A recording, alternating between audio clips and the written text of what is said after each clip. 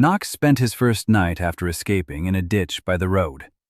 He lay on the damp ground, pressing his right pocket against his stomach. 3 seeds in a damp rag, a handful of dirt in his left, an empty stomach. He walked all night along a country road heading south, away from the farm, away from the Iron Dominion. By morning he reached a small town. The sign at the entrance was rusty and crooked. Greystone. The town looked like every town after the rift. Half the houses were empty, the shops were closed. On the streets, a few people with gray faces and lifeless eyes. Not a single hunter in sight. Greystone was too small for the rift and too far from the major dungeons. The guilds didn't come here. There was nothing of value here. Knox found an abandoned greenhouse on the outskirts. The glass walls were cracked but hadn't shattered. Inside, it smelled of damp earth and rotting leaves. Knox went inside. He sat down on the floor and fell asleep. He woke up to the sound of a click. A rusty rifle was pointed at his face. Behind the rifle stood a girl of about 21, thin, pale, with dark circles under her eyes. Purple spots were blooming on her wrists. Knox knew what it was. Manatoxicosis, an occupational disease of those who tried to use mana without sufficient rank. It was expensive to treat.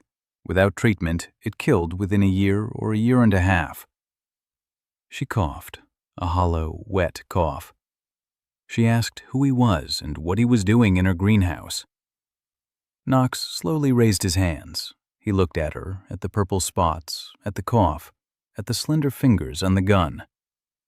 And he said that if she had 3 days and the glass of warm water, he would make her a cure, for free, in exchange for a roof over her head. She laughed. The laughter turned into a cough. The cough lasted a minute. When she straightened up, her eyes were wet. She said that a cure for manatoxicosis costs as much as a car, that even B-rank healers charge as much for a course of treatment as she wouldn't earn in 5 years. Knox asked her not to laugh and to show him the garden. Her name was Hana Kim. She was 21 years old, a former pharmacology student. Her mother was a B-rank healer. She died in a dungeon in the 2nd year after the rift.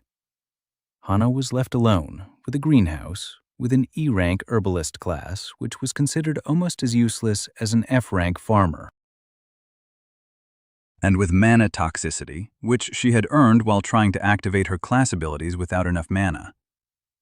The garden behind the greenhouse was overgrown, weeds up to her waist, unpruned bushes, overgrown and dead garden beds. But Knox wasn't looking at the garden beds. He was looking at the weeds. One bush caught his attention. Hemlock, a common weed that everyone pulls up and throws away. Poisonous, useless. But Knox crouched down in front of it. He activated soil identification and saw what he wanted to see. The root of this particular bush was entwined with mycelium.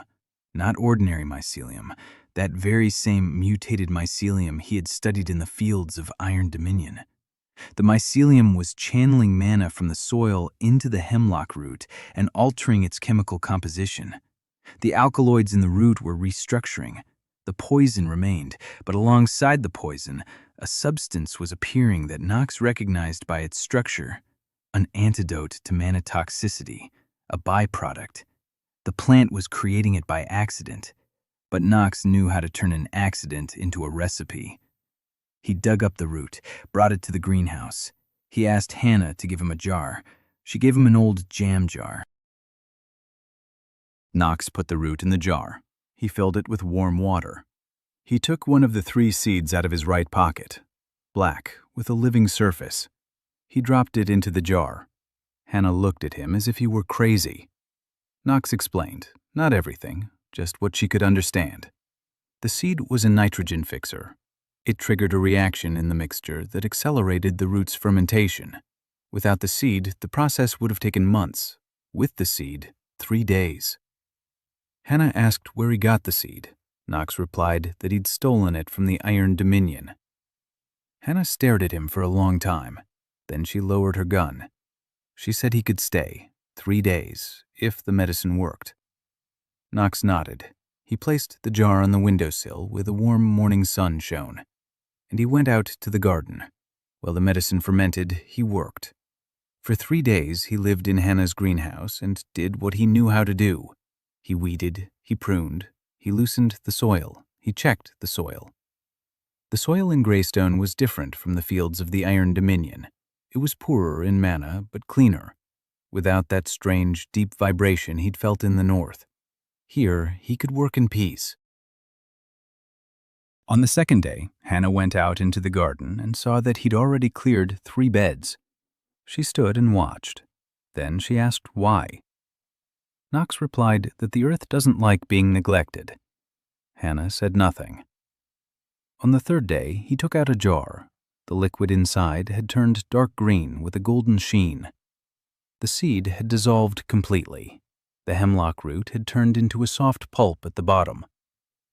Knox strained the liquid through a piece of cloth from his own shirt. He poured it into a cup. He handed it to Hannah.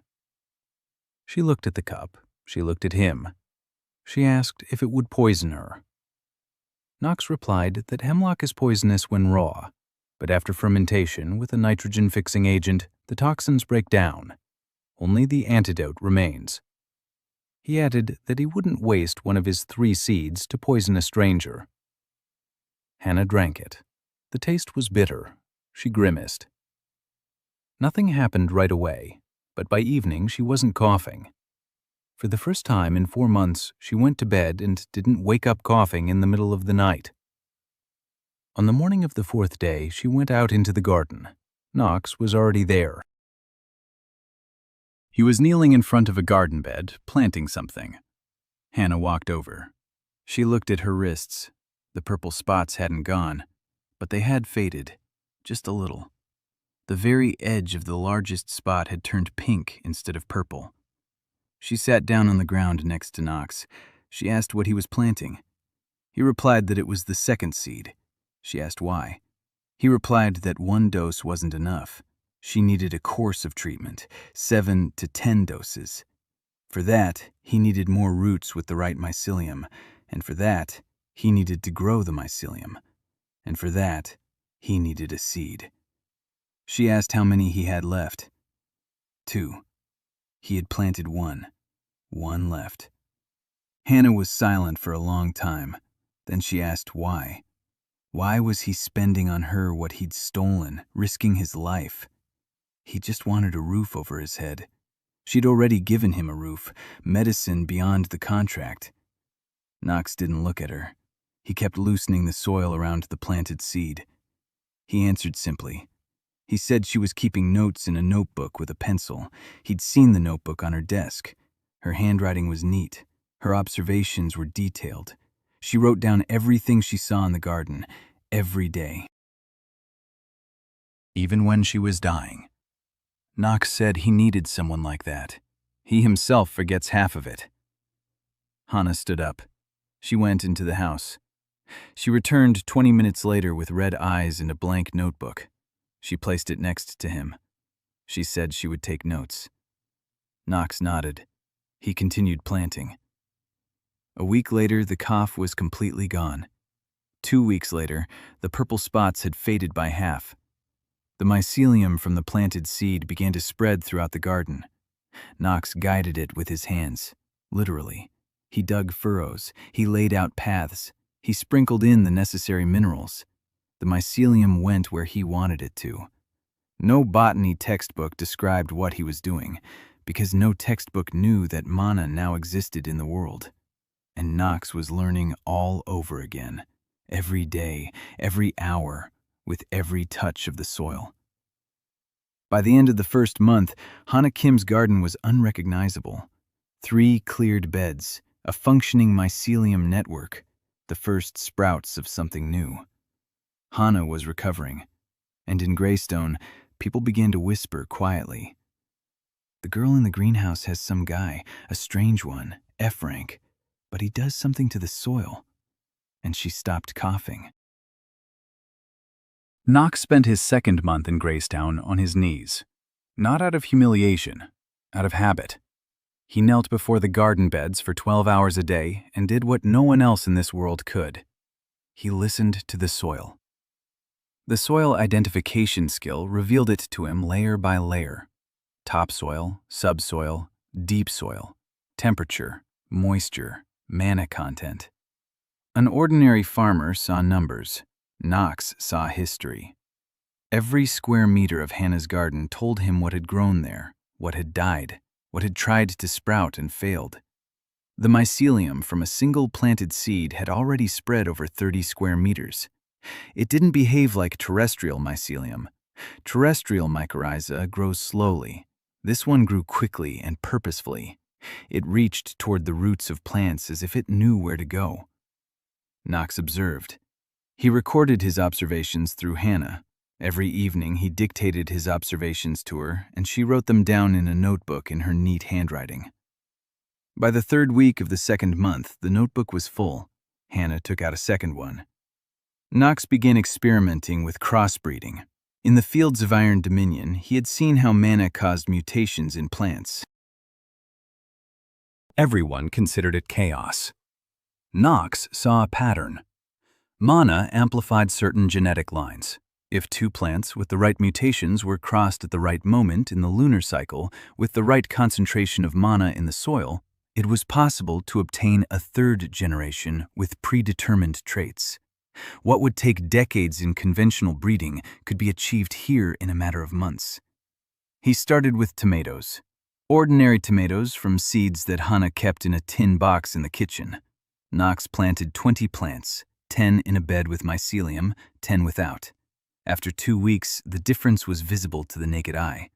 The tomatoes on the mycelium were larger, brighter, the leaves were denser. But the main difference Knox saw was through his skill. The fruits were accumulating manna. Just a tiny bit, 2% of a human's base manna reserve per fruit. A negligible amount. Any hunter would have laughed.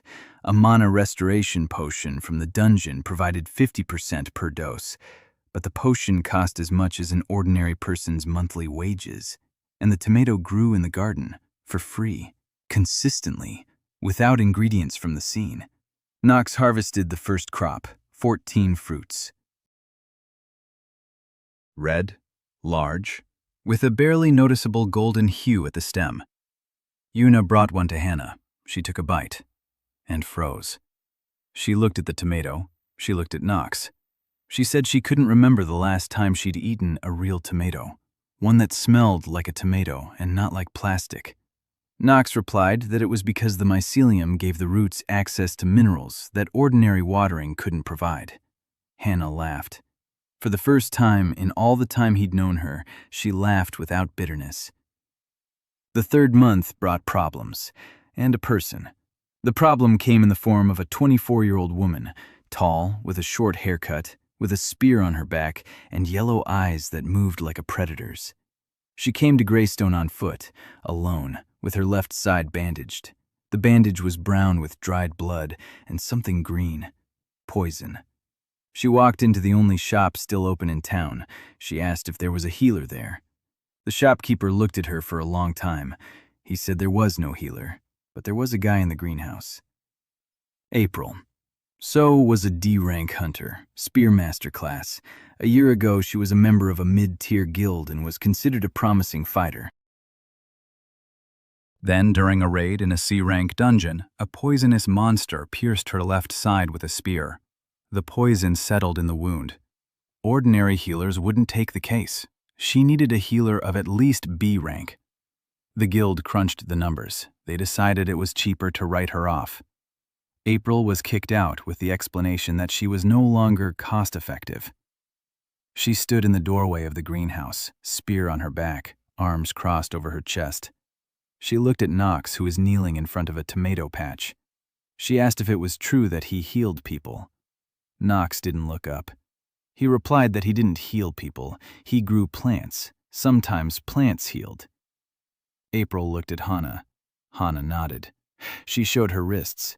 The purple spots had almost disappeared. April stepped closer. She turned around. She lifted the hem of her jacket. She showed him the wound. Knox finally got up from his knees. He walked over. He looked. The wound was nasty. The edges were black from the poison. Deep. It hadn't healed in 3 months. Classic toxic necrosis. In the old world, they treated it with antibiotics and surgery. In the new world, the monster's poison couldn't be cut out. It had spread through the tissue like mycelium. Knox leaned in closer. He sniffed. April flinched. She asked what he was doing. Knox replied that he was smelling it. The poison smelled like mushrooms, not earthly ones, underground ones. But a fungal base is a fungal base. Knox knew mushrooms. He returned to the garden beds. For 3 days he studied his fungal network. On the 4th day, he found what he was looking for. One of the mycelium's shoots had mutated under the influence of manna and begun producing a substance that Knox recognized by its smell. An antifungal alkaloid. A natural antibiotic. But not against earthly fungi. Against subterranean ones. He cut off the shoot, ground it in a mortar that Hannah had found in the attic, mixed it with oil that Hannah had pressed from sunflower seeds in the backyard. The result was an ointment. Dark, with a pungent smell. Knox applied the ointment to April's wound. She hissed in pain. She asked when it would heal. Knox replied that he didn't know. Maybe a month, maybe 3, maybe 6.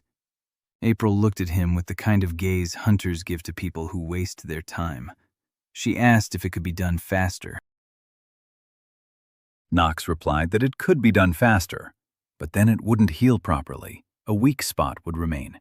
The next blow to the same spot would kill her. But if it healed slowly, the tissue would regenerate completely. He said he wanted it to heal properly, not quickly. April was silent. Then she sat down on a crate by the greenhouse wall. She set her spear down beside her. She said she would stay.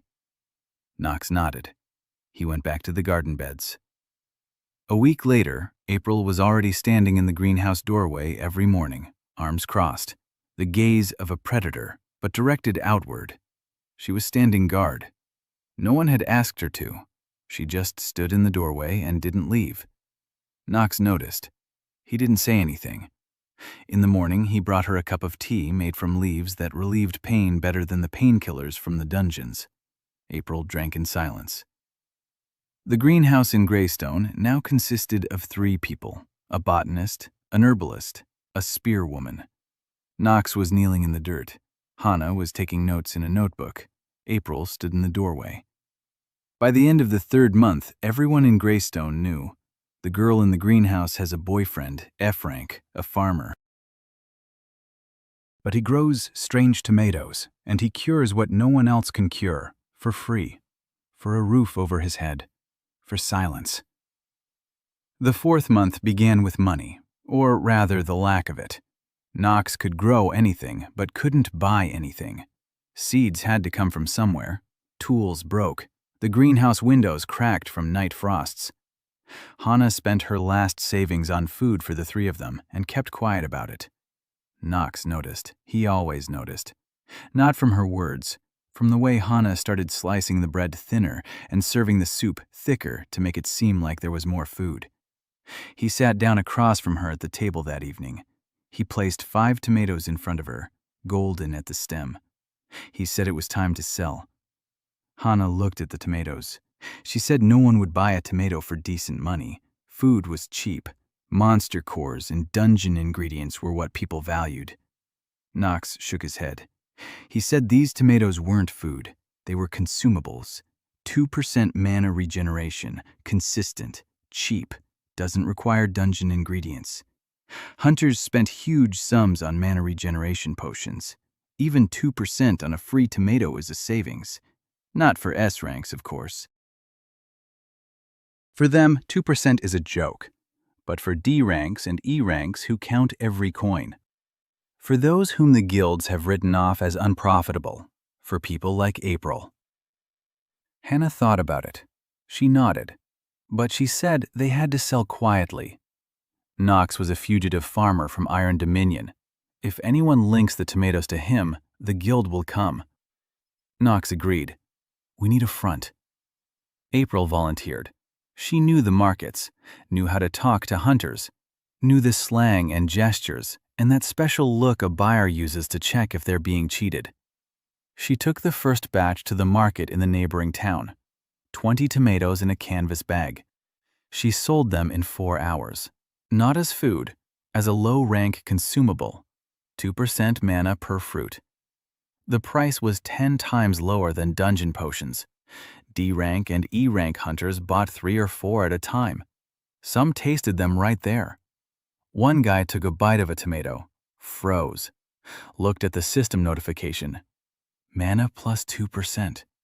Looked at April. Asked where she got them. April replied that she got them from a farmer. Which farmer? It didn't matter which one. The guy bought 6 more. April returned with the money. Not much, but enough to buy glass for the greenhouse and decent food for 3 weeks. Knox looked at the money, looked at April, said that they needed to expand. Hannah didn't have a second greenhouse, but behind her plot stretched an abandoned wasteland. No one claimed it. Knox stepped out onto the wasteland. He got down on his knees.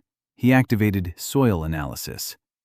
The soil was poor, clayey, low in mana, low in organic matter, but alive, workable.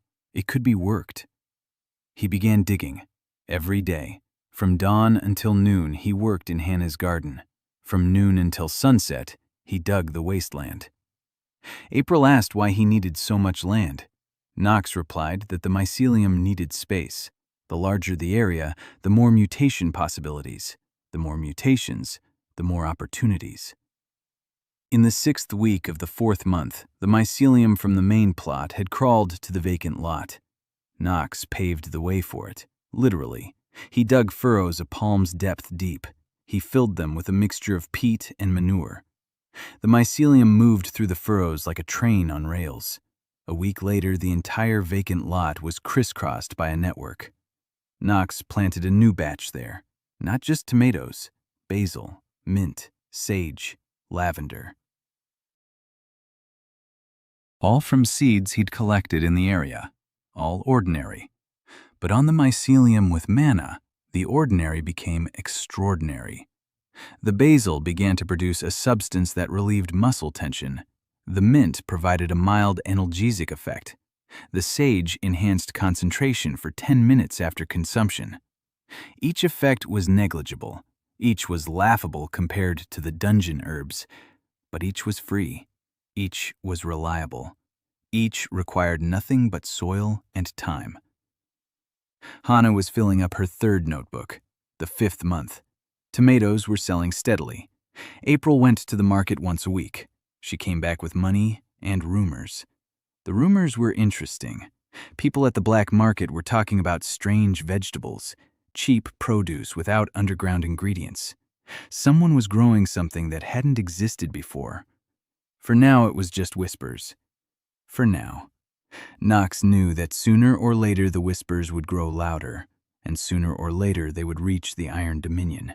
They had to be prepared. In the 6th month, he produced what Hannah had recorded in her notebook as the Greystone tomato, the 3rd generation of, a stable line, 2% mana per fruit without exception. A smooth golden hue at the stem, a flavor unlike any tomato on earth. Rich, sweet, with a hint of tartness, with an aftertaste that Hannah described as a warm evening. Knox didn't understand what she meant. Hannah said he'd understand when he tried to stop working for at least half an hour. 3 greenhouses. The first was Hannah's original. The second was on the vacant lot. The third was a small one that Knox had put together from old frames and plastic sheeting in the backyard for experiments. In the experimental greenhouse, he did what he was afraid to do outdoors. He was crossbreeding plants with the seed. The last one, the 3rd, the only one left of the 3 stolen from the Iron Dominion. He didn't plant it. He used it as a catalyst. He took pollen from ordinary plants. He touched the pollen with the seed. The seed gave off something. Energy. Information. Knox didn't know exactly what. But after contact with the seed, the pollen produced offspring with enhanced properties in the next generation. Over 6 months, he ran 17 plant species through that seed. The seed didn't shrink. It didn't weaken. It was alive. It was waiting. Knox could feel it. Not through skill. Through his fingers. Through what remained of his earthly botanical instinct. The seed was not a seed in the usual sense. It was a message from something big, something dormant, something that lay deep underground and waited for someone who would listen. By the end of the 6th month, Iron Dominion first heard about strange vegetables on the black market. A mid-level analyst at the Guild's regional office wrote a report. 3 paragraphs.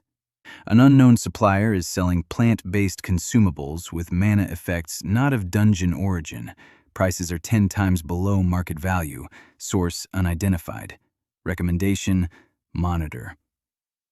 The report landed on the department head's desk. The head read it, shrugged, put it in a pile. Plant consumables with 2% mana. Nonsense, not worth the attention. He was wrong.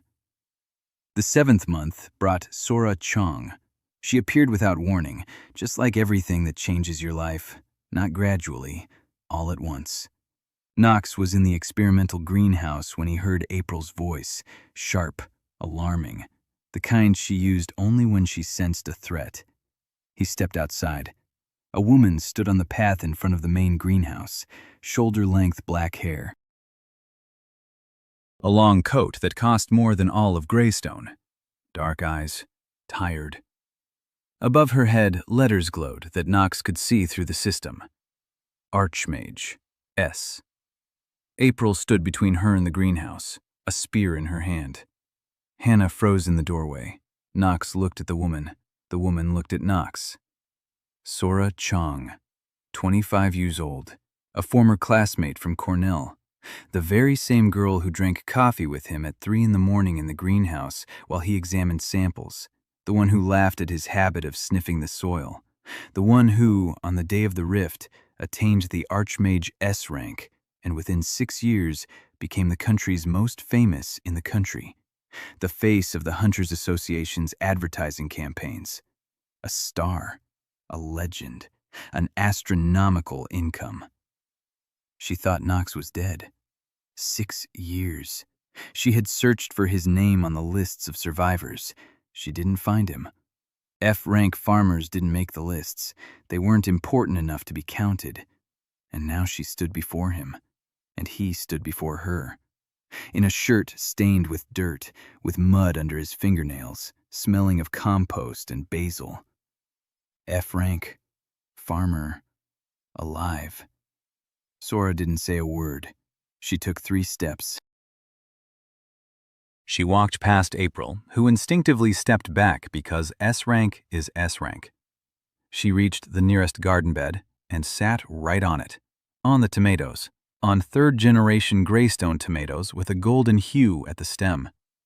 Knox looked at the crushed bush. Sora sat on the ground and said nothing. 10 minutes. Knox waited 5. Then he went into the greenhouse. He came back with a cup of tea. He set it down next to her. He said she had dark circles under her eyes, just like she did before her thesis defense.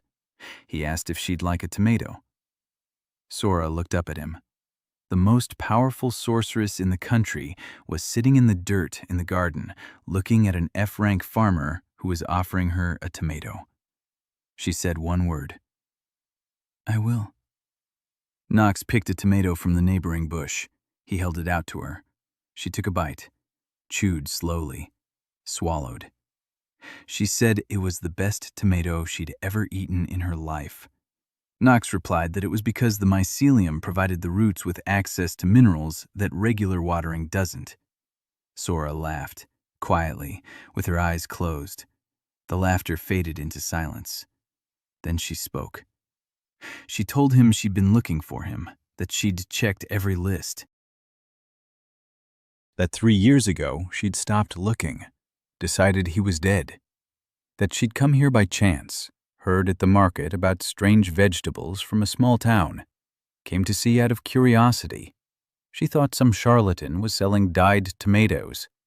Knox said the tomatoes weren't dyed, that the golden hue at the stem was the result of manna accumulating in the cells of the fruit's epidermis. Sora laughed again. She said he hadn't changed, that the world around them had collapsed and been reborn, yet he was still explaining the color of a tomato through its epidermis. She stood up. She brushed off her coat. She looked at the greenhouse, at the garden beds, at Hannah in the doorway, at April with the spear, at Knox. She asked what he was doing here, seriously. Knox replied that he was growing things. Sora shook her head. She said she meant it seriously. She's an Archmage S. She senses mana. And what she senses on this patch of land has nothing to do with an ordinary farm. The mycelium network underground pulses with mana. The plants exchange energy. The soil breathes. She's never seen anything like this, not even in S-rank dungeons. Knox fell silent. He looked at Hannah. Hannah nodded. He turned to Sora. He said he'd show her. But first, she needed to take off her coat, because she'd crushed a tomato bush when she sat down on the garden bed, and now she'd have to help replant it. Sora Chong, S-rank, the face of the nation. She took off her coat, which cost as much as an apartment. She knelt down in the mud and replanted the tomato bush under the guidance of an F-rank farmer who explained to her how to properly tamp down the soil around the roots. April stood in the doorway. She watched this. She turned to Hannah. She quietly said that it seemed the world had finally gone mad. Hannah wrote it down in her notebook. Sora replanted the tomatoes until evening. Then they had dinner. 4 at the table. Hannah, Knox, April, Sora. Yuna was cooking. No, Yuna would show up later. For now, Hannah was cooking. A simple meal. Rice, vegetables from the garden, tomatoes, tea. Sora ate in silence. Knox told her what he deemed safe, about the mycelium, about crossbreeding, about mana mutations in plants, about the greystone tomato. He didn't mention the seed. He didn't mention the Iron Dominion. He didn't mention that he was a fugitive. Sora listened. Then she said that all of this was impossible. The system doesn't provide F-rank tools for that kind of work. Knox replied that the system provides tools to the class, and he uses human knowledge.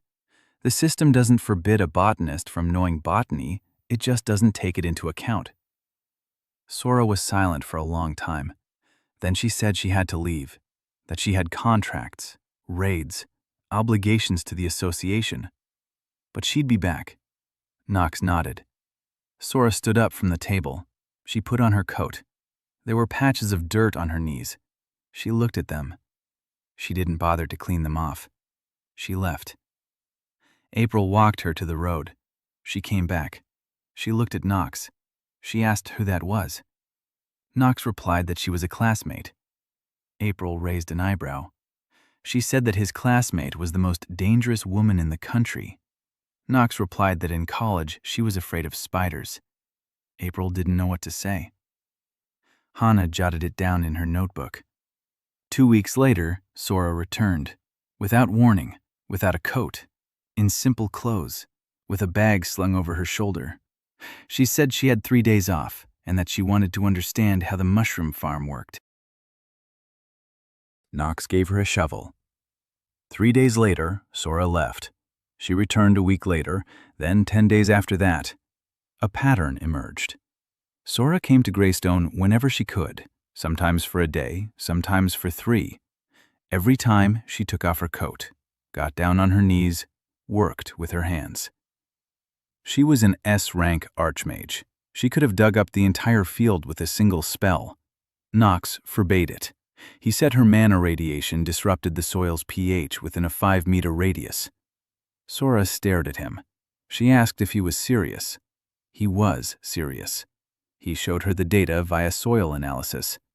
At the spot where Sora had sat on the garden bed on the first day, the pH had shifted half a point toward the alkaline side.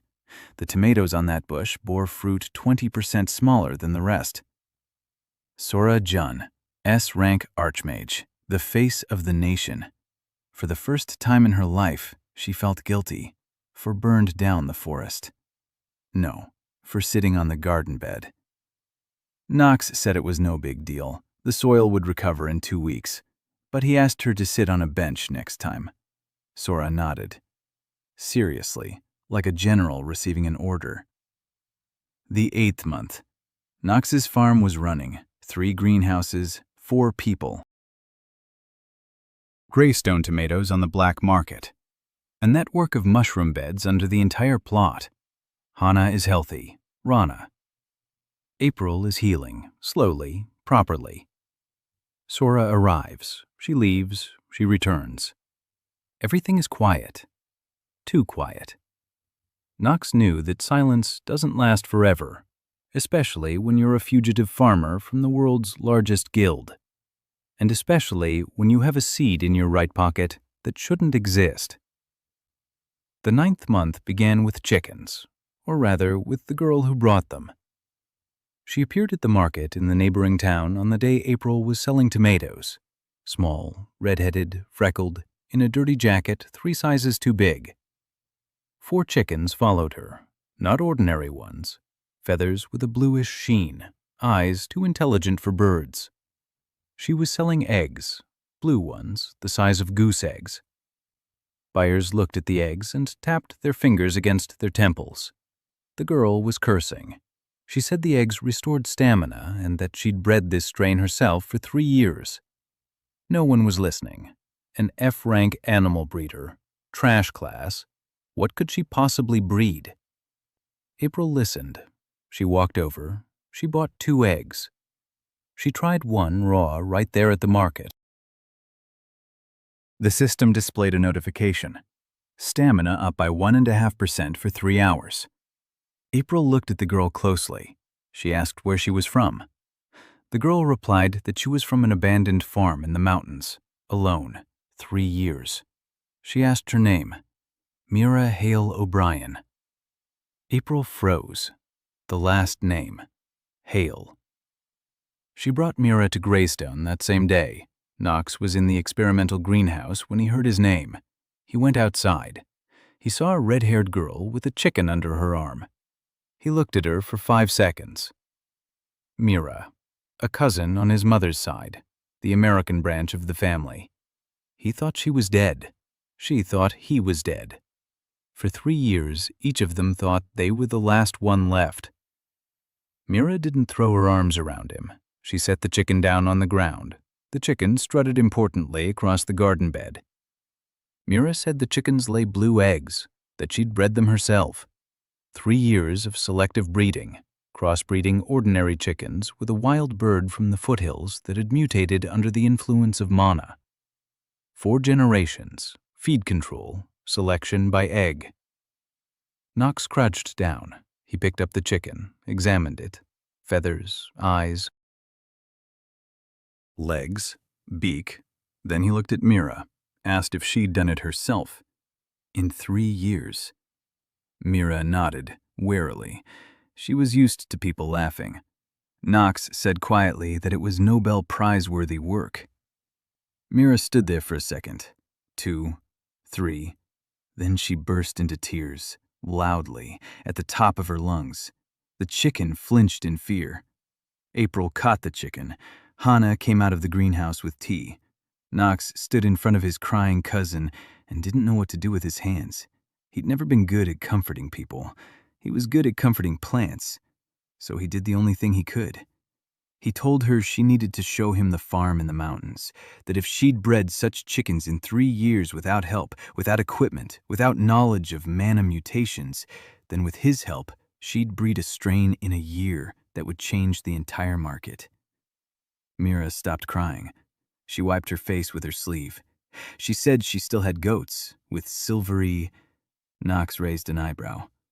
Mira stayed in Greystone, the 5th person. A botanist, an herbalist, a spearwoman, a cousin who was a beastmaster, and an archmage who came by whenever she could. Hana started a separate notebook for Mira. She recorded the chickens' pedigrees, Breeding charts, egg measurements. For the first time in her life, Mira saw her work being recorded, saw how seriously it was taken, saw that someone believed what she did mattered. The 10th month. Knox was driving with Mira to the mountains to her farm. April was riding with them. Security. 3 hours in an old truck that Hannah had borrowed from a neighbor. Mira's farm was small. A crooked house, a barn, a goat pen, a vegetable garden. Knox got out of the truck and knelt down. He activated soil detection and froze. The mountain soil was different. Manna flowed differently here, not scattered like in the valley, concentrated. The mountain rocks filtered the manna as if through a sieve, and it accumulated at specific points.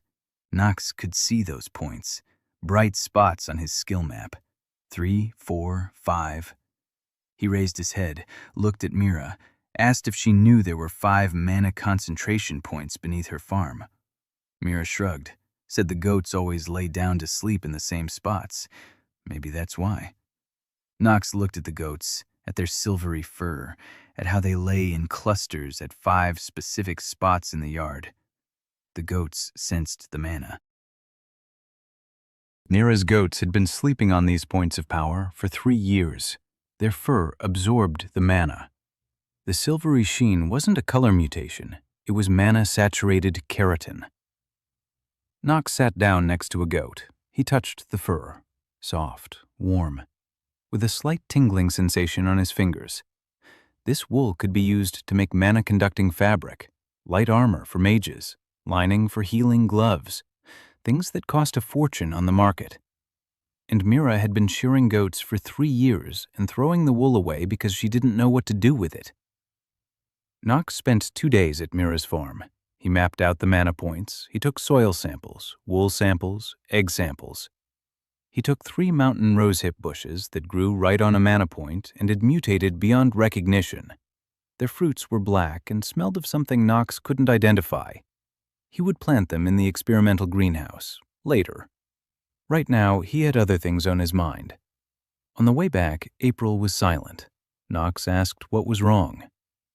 April replied that she'd seen footprints on the road, 2 or 3, heavy boots, military issue, heading toward Greystone, then turned back. Knox asked when. April replied that the tracks were fresh. A day, maybe 2. Someone had come, looked, left. Knox squeezed a handful of dirt in his pocket. The 10th month. On the desk of the regional chief of Iron Dominion lay a second report. Strange vegetables on the black market. Source, presumably the Greystone area. Tomatoes with mana regeneration. Basil with a muscle-relaxing effect. Eggs with a stamina bonus. All without underground ingredients. The chief read it again. Opened the first report from 3 months ago, compared them. The assortment had expanded. Volumes had grown. Prices were still 10 times lower than their dungeon counterparts. He pressed the call button, summoned the analyst, ordered him to identify the supplier. The analyst asked what the priority was. The boss thought, said medium. Medium for now. He still didn't understand what was going on, but he was starting to sense it. Something was wrong. Something was very wrong with these tomatoes. The 11th month. Layla Bay arrived at night. No knock, no warning. April sensed her first. She woke up, grabbed her spear, stepped out of the greenhouse into the darkness. The woman was standing by the fence, black hair, glasses, a jacket that looked pressed even in the moonlight, hands raised. In her right hand, a folder, cardboard, with the Iron Dominion logo on the cover. April pointed her spear at her. The woman introduced herself. Layla Bay, former Iron Dominion auditor, B-rank accountant. She said she hadn't come to fight. She'd come to warn them. April didn't lower her spear. She woke Knox. Knox came out. He looked at Layla, at the folder, at the logo. He asked why she was there. Layla handed him the folder. Knox opened it. Inside were documents, Iron Dominion internal reports, field maps, barracks layout diagrams, lists of farmers by number, and one document that made Knox stop. The Root System Project, classified, dated 2 years ago. Layla said that Iron Dominion knows about the seeds, has known for 2 years. The Guild's fields aren't laid out by chance. They're located exactly where, 2 to 15 meters underground, seeds from the world on the other side of the rift lie dormant. Iron Dominion intercepts them, collects them, studies them, but cannot understand. Not a single one of their scientists has been able to germinate a single seed. Not a single one of their farmers has seen what Knox saw. But Knox saw it, and he left, and he took 3 seeds with him. Layla said that when Iron Dominion discovered the loss a month after Knox's escape, they checked the northern field. They found an empty space 2 meters deep, 3 holes, 3 seeds, gone. And then they started searching. Knox asked why she was here, why she was warning him instead of turning him in. Layla took off her glasses, wiped the lenses with the edge of her jacket, put them back on. She said that 6 months ago she had signed a document, an order to liquidate Farmers Barracks number 7 in the southern field. 23 people, trash classes, farmers, herbalists, gatherers, useless. The barracks were written off as unproductive. The people weren't transferred. They weren't let go. They were written off. Layla signed the paper because the paper was drawn up correctly. All the fields were filled out. All the signatures were in place. 23 people were dead on paper. Clean, neat, no traces. Layla hadn't slept since then. Knox listened in silence. He didn't interrupt. When Layla finished, he paused. Then he said he couldn't forgive her. It wasn't his place. 23 people whose names she didn't even know. He couldn't forgive on their behalf. Layla nodded. She hadn't expected forgiveness. Knox continued. He said he needed someone who could see the true value of things. His Class B accountant allows him to see the real market value of any item through the system. Knox grows things that have no market equivalence. He doesn't know how much they're worth. Without her, he'd be cheated on his very first serious deal. Layla looked at him. Knox looked at her. He said that atonement isn't forgiveness. Atonement is a new accounting system. Layla took off her glasses, put them on, took them off, put them on. Her hands were shaking. She nodded. In the morning, Layla sat at Hannah's desk with Iron Dominion documents spread out before her. She explained. The Root System Project was launched 2 years ago when Iron Dominion geologists discovered anomalies beneath their fields. Seeds, thousands, tens of thousands, sleeping at various depths, not just beneath Iron Dominion's fields, beneath the entire planet. Everywhere there were faults. The Guild realized this was no random side effect. It was a deliberate infiltration. Something from the world beyond the faults was sowing its seeds into Earth's soil, slowly, patiently. 6 years.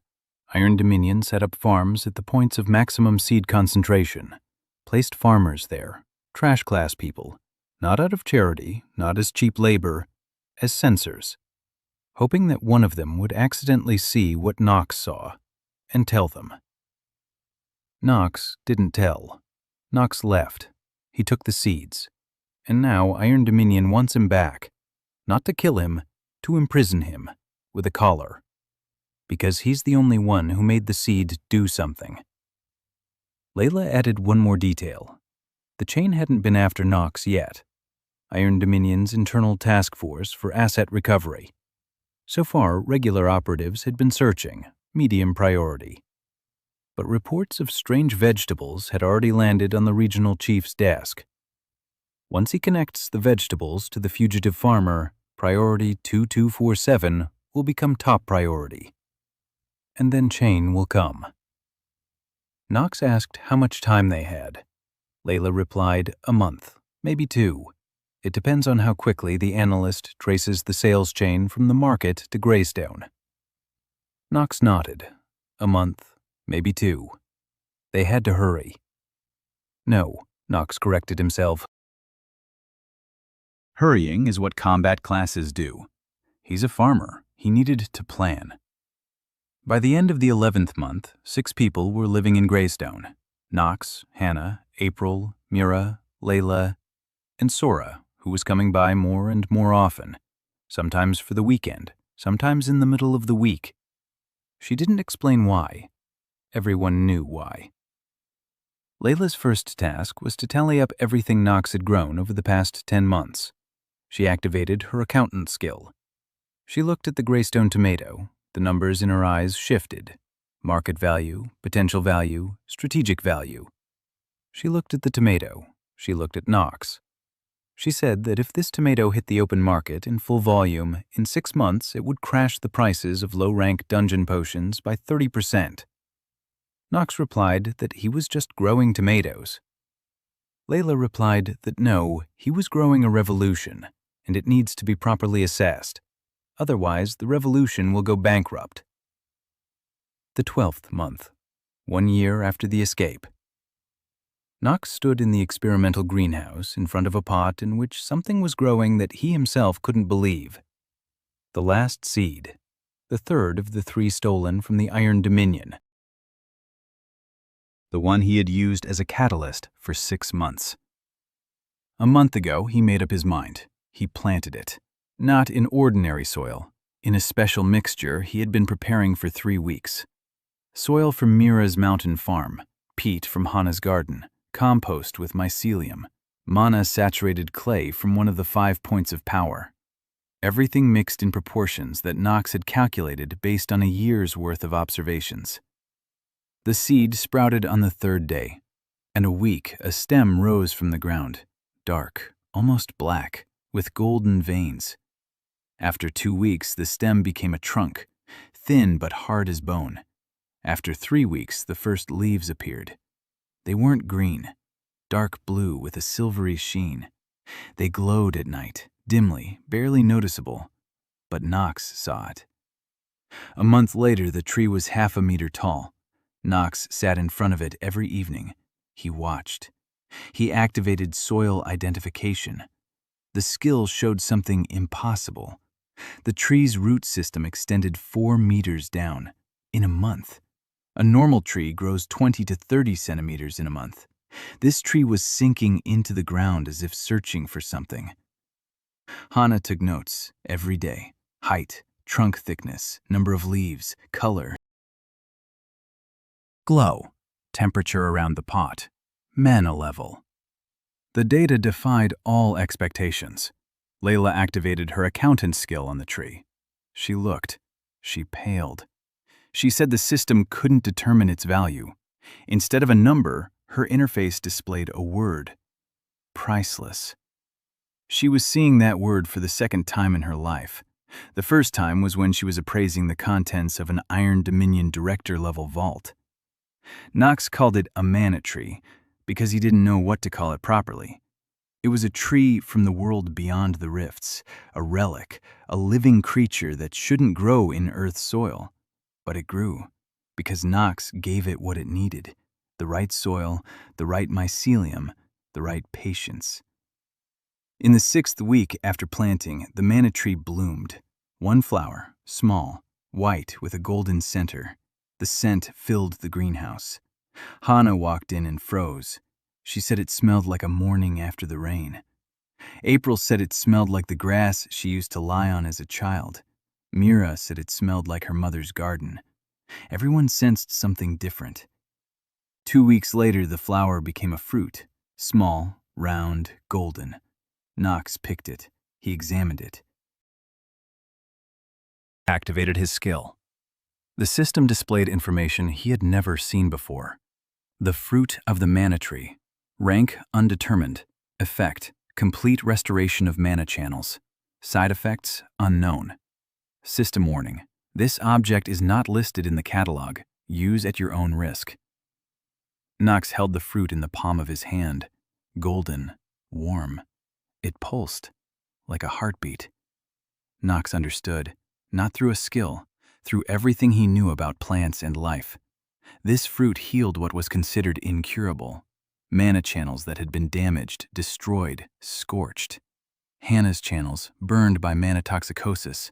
April's channels, poisoned by a monster's venom. Then of all those whom the system had written off as broken. One fruit per season. One. Knox stood in the greenhouse and understood the scale of what he had gotten himself into. This wasn't about tomatoes, not about the black market, not about survival. Beneath the ground lay an entire flora from another world, and he was the first to grow a tree from it. Hannah stood nearby. She looked at the fruit, then at Knox. She asked quietly what they would do. Knox replied that he would give the fruit to whoever needed it most. He looked at April. April's wound was healing, slowly, properly, but the mana channels around the wound were dead. The ointment healed the tissue, but not the channels. April would remain a D rank forever with damaged channels. She would always be a little slower, a little weaker, a little closer to death in every battle. Knox held out a fruit to her. April looked at it. She asked what it was. Knox explained, briefly. A fruit of the mana tree. It restores mana channels, completely, once. One fruit per season. And he was giving it to her. April didn't take it. She looked at Hannah. Hannah's mana channels were damaged too. Her mana toxicosis was cured, but traces remained. Hannah shook her head. She said she was an herbalist E. She didn't need her mana channels as much. April was a spearwoman D. She needed her channels more. April took the fruit. She ate it. A minute later, she bent over. After 2 minutes, she straightened up. After 3, she looked at her hands. She activated the system interface. Mana channels. Full restoration. For the first time in a year. She looked at Knox. He was already kneeling in front of the mana tree, checking the soil. April opened her mouth, closed it, left the greenhouse. Stood in the doorway, with her back to them. She stood there for 20 minutes. When she returned, her eyes were dry. Her voice was steady. She spoke a single sentence. She said that no one would touch this greenhouse again as long as she was alive. Knox nodded. He continued checking the soil. By the end of the 12th month, Knox had legalized the farm. Layla helped. She arranged everything through a front registration. The Greystone Farming Cooperative. On paper, the owner was Hannah Kim, an E-rank herbalist. Legal class, legal registration. Knox Hale's name didn't appear anywhere. He was a shadow in his own home, a ghost who planted and watered and kept silent. The first year was over. A year ago, he had stood barefoot in the Iron Dominion field with the number 2247 on his robe. Now, he had 3 greenhouses, a mushroom farm, a mana tree, 6 people who called this place home, and 7 of Hannah's notebooks filled with observations that had no parallel in any scientific database in the world. The 13th month, Una Park. April found her at the market, or rather she heard her. Una was yelling at a customer, in 3 languages, Korean, English, and a third language April didn't recognize. The argument was about tomatoes. Greystone tomatoes that Una had bought from April a week ago. Una had made soup out of them. She added basil. The tomato's mana regeneration combined with the muscle-relaxing effect of the basil. The soup provided both effects at the same time. The customer insisted that the basil should be replaced with dill. Una explained to him that dill kills the mana regeneration in the tomato because dill's essential oils neutralize the mana-containing alkaloids, that basil was needed and only basil. The customer wouldn't listen. Una took out a frying pan, not to hit him, although April wasn't sure. Una Park, 23 years old, culinary class C, useless to the guilds. A cook isn't needed in a dungeon. A cook doesn't kill monsters. A cook makes soup. But Una made soup that worked. She understood that ingredients weren't just food, that every vegetable, every spice, every herb had properties, and that those properties could be enhanced or destroyed by the method of preparation: temperature, time, combination, order of addition. Yuna knew this intuitively, not through the system, through her grandfather, the last living bearer of traditional Korean cuisine in her region. Her grandfather died in the first year of the rift. Since then, Yuna had been cooking for a shadow. Every evening, she set an extra plate. April brought Yuna to Greystone. Yuna entered the greenhouse. She looked at the garden beds, at the tomatoes, at the basil, at the mint, at the sage, at the manadera tree in the corner. Then she looked at Knox, who was kneeling in the dirt, as usual. She asked if this was the farmer who grew strange vegetables. Knox nodded. Yuna walked through the greenhouse. She touched the leaves. She sniffed. She tasted them with her tongue. She stopped. She walked on. Knox watched. She was doing the same thing he did, only not with the soil, with taste. She read the plants through taste, just as he read them through the soil. Yuna stopped in front of the basil bed. She plucked a leaf, chewed it, spit it out. She turned to Knox. She said the basil had been picked at the wrong time. It should have been before 10 in the morning. After 10, the essential oils begin to break down under the influence of the mana from the soil. Harvesting in the evening yields half the effect. Knox stood up from his knees. For the first time in a long while, someone had told him something about his plants that he didn't know. He looked at Yuna with that expression Hana had already learned to recognize: interest. Pure botanical interest. Only directed not at the plant, but at the person. Yuna stayed, the sixth person on the team. She took over Hana's kitchen on the very first day. She rearranged the shelves, she moved the jars, she hung bunches of herbs on the walls. By evening, the kitchen smelled so good that April came in 3 times just to stand in the doorway.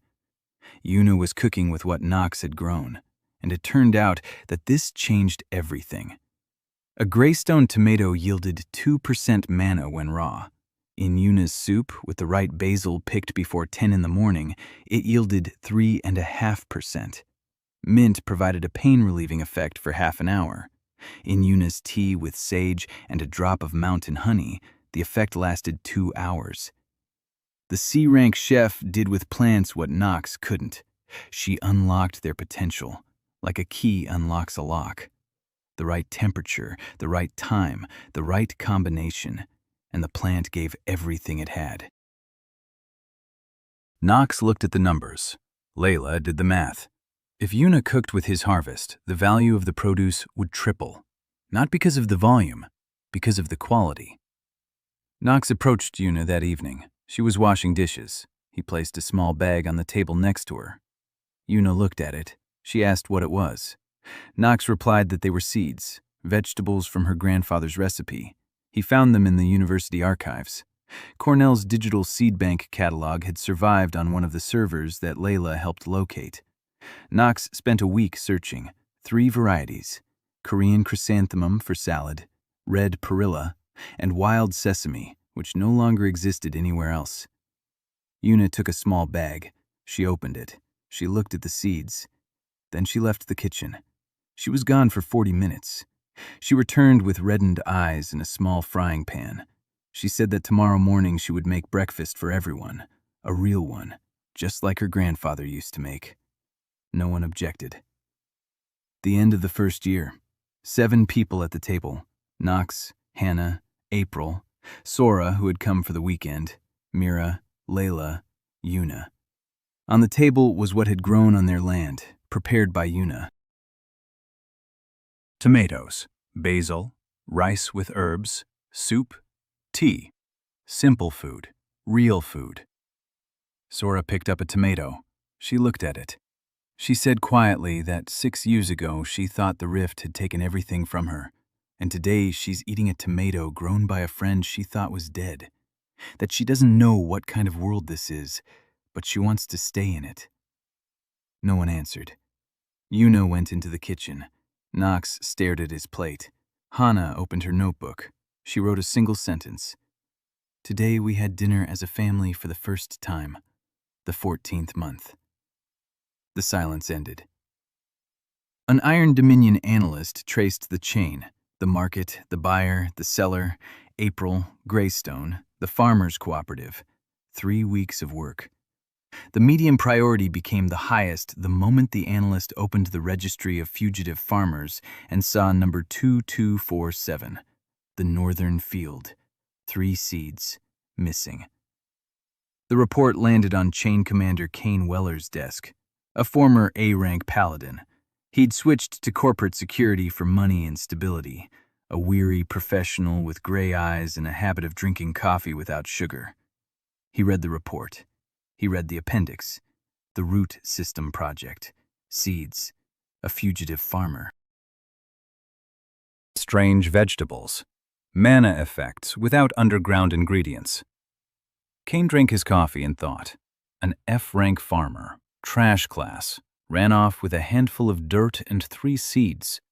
And in a year he built something that crashes market prices by 30% within a 2-city radius. It didn't make sense. Kane didn't like things that didn't make sense. He assembled the chain, 6 people, all former B and A-rank combat classes, all professionals, all accustomed to retrieving Iron Dominion assets quickly and quietly. The mission was simple. Greystone, the farming cooperative. Find farmer 2247, bring him back alive, and take everything he'd grown. The chain left in the morning. Layla found out 3 hours later. She still had contacts in Iron Dominion, one person who still answered the phone, who said 2 words. The chain, Greystone. Layla ran to the greenhouse. Knox was on his knees in front of the mana tree. He looked up, saw her face. He understood everything. He stood up. He asked how long it would take. Layla replied the chain would be here by nightfall. 12 hours, maybe less.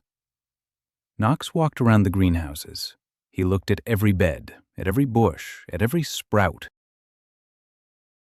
A year's work, thousands of hours on his knees. The mycelium network he had laid out with his own hands. Tomatoes, basil, mint, sage, experimental hybrids, mountain rosehip from Mira's farm, and the mana tree, the only one in the world, with 1 fruit per season. The next fruit in 5 months. He couldn't take it all. Knox made his decision in 10 minutes. Hannah gathered the notebooks, all 7 of them. The records were more important than the beds. The beds could be replanted, the records couldn't. Layla was gathering documents. Mira was catching chickens, 4 blue hens that clucked as if they sensed what was happening. Yuna was packing seeds, every single one. Every little bag, every jar. Knox was digging up the mana tree, carefully, like a surgeon. The roots went 4 meters deep. He couldn't get it all. He cut it off with a knife. Every cut felt like an amputation. The tree shuddered. He could feel it through his fingers. It was alive, truly alive, not like an earthly tree, like a creature. He wrapped the root ball in a damp cloth. He placed the tree in a pot. The pot was small. The tree was 6 feet tall. It leaned. Knox pressed it to his chest. April stood at the gate. Spear in her hands. She wasn't going to run. She was going to fight. Knox walked over to her. He said they had to leave. That was it. April shook her head. She said she would hold them off, that he should go, that the mana tree was more important. Knox looked at her. He said the mana tree wasn't more important, that nothing was more important, that they were all leaving or not leaving at all. April gripped her spear. She wanted to argue. Knox said one more thing. He said that the mana tree bore only 1 fruit per season. 1 fruit heals 1 person. If April died here, then in 5 months there would be no one to protect him when he carried that fruit to someone who was dying. He needed her. Alive. Not heroic. Alive. April was silent for 3 seconds. Then she turned around. She walked toward the truck. Knox was the last to walk around the greenhouse. He looked at the rows he was leaving behind, at the mycelium network pulsing beneath the ground, at the earth that had become his home for a year. He stepped out, got into the truck, Hannah at the wheel, Mira with the chickens in the back seat, Layla with the documents, Yuna with the seeds. April was on the roof of the truck with a spear. Knox had the man tree on his lap. They left 4 hours before the chain arrived. Kane Weller entered the empty greenhouse at 1 in the morning. The glass was intact, the beds were untouched, the tomatoes were still red on the vines. But there were no people, no tree, no tetrad, no seeds. Kane walked through the greenhouse. He crouched by a garden bed. He touched the soil. He looked at a tomato. He picked one. He took a bite. He chewed slowly. A system notification. Mana up by 2%. Kane looked at the tomato. F-rank farmer, trash class, growing what the entire Iron Dominion corporate machine can't grow, and managed to get away 4 hours before the chain. Kane finished his coffee. He set the empty cup on the garden bed. He took out his communicator. Reported that the target had left, property partially abandoned. The pursuit begins. Then he looked at the garden bed, at the mycelium that glowed blue underground if viewed from the right angle. And for the first time in 10 years of service with Iron Dominion, he thought that maybe he didn't understand something. Mira's mountain farm became his new home, a ramshackle house. A barn, a goat pen, and 5 underground shelters underground where the goats slept every night. Knox wasted no time. He spent his first day in the new place on his knees. He walked the entire plot, every square meter. He activated soil detection over and over until his head buzzed. The mountain soil was different, richer, deeper. Here, mana didn't flow diffusely, but through channels, like underground rivers. The 5 points were the intersections of these rivers, nodes. Knox smiled. Here, it would grow bigger than in Gracetown, much bigger. He planted the mana tree at the strongest of the 5 points, right in the center. The tree looked sick after being transplanted. The leaves drooped, the trunk darkened. Knox watered it every 4 hours, talked to it, not with words, with his hands. He touched the bark. He checked the soil around it. He added a mixture he'd prepared from mountain peat and mushroom mycelium. On the 3rd day, the tree straightened up. On the 5th, the leaves lifted. On the 7th, a new shoot appeared. Knox exhaled, for the first time in a week. Hannah organized the space. The house was small for 7 people. 2 rooms, a kitchen, an attic. Hannah and Mira took 1 room. Yuna and Layla took the 2nd. April slept in the shed. She said it was more comfortable for her, that she could hear better from there if anyone came. Knox slept in the greenhouse, next to the man tree. Not out of romance. After being transplanted, the tree needed constant attention. He woke up every 4 hours or so. He'd check on it, water it, go back to sleep. 2 weeks later, they started building. Knox was in charge. April dug. Mira hauled stones. Hannah laid out the plans. Layla counted the materials. Yuna cooked. Sora arrived on the 4th day of construction, without a coat, in work clothes, with a bag from which bundles were sticking out. Money. A lot of it. She placed the bag in front of Knox, said it was her fee for the last raid. An S-rank dungeon, 3 days' work, the full amount. Knox looked at the bag, looked at Sora, said he couldn't take her money. Sora replied that it wasn't her money, it was an investment. Layla would handle the accounting.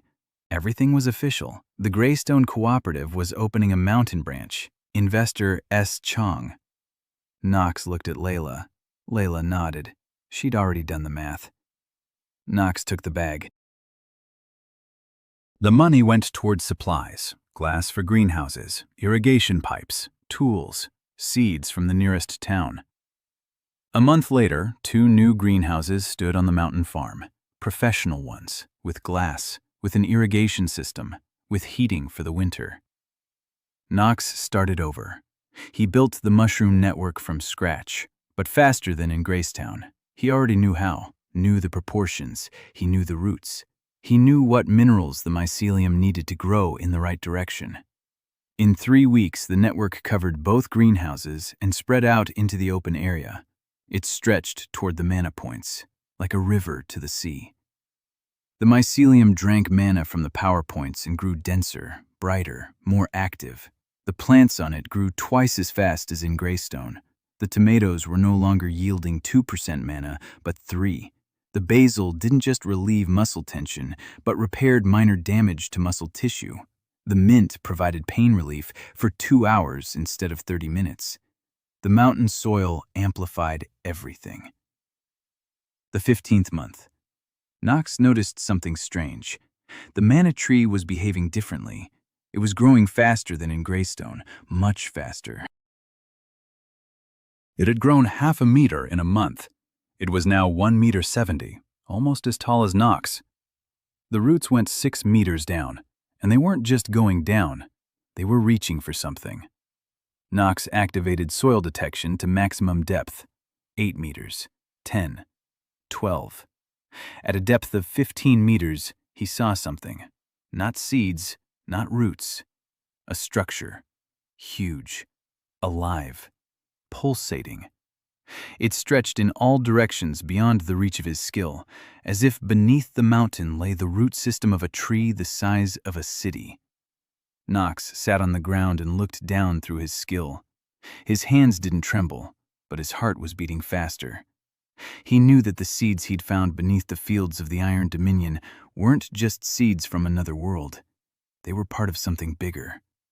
Layla had spoken of the Root System Project, of seeds beneath the entire planet. Now Knox saw why the project was called that. Because beneath the Earth truly lay a root system. One. Whole. Alive. An organism the size of a continent. Sleeping, but waking up. And his mana tree was reaching toward this organism with its roots, like a child reaches for its mother.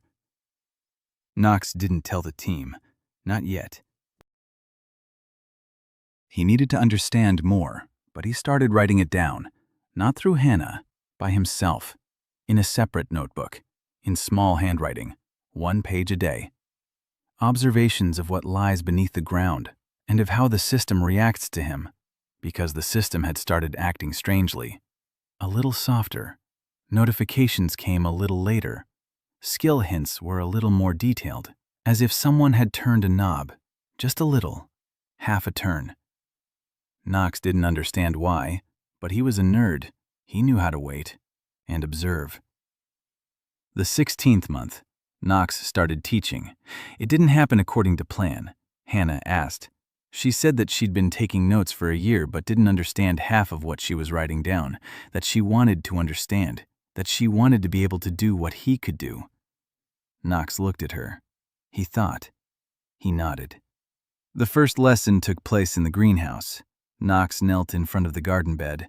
Hannah was beside him. He took her hand, placed it on the ground, said she needed to feel the temperature, not through skill, with her fingers. Hannah felt it. The earth was warm. Knox asked where it was warmer, left or right.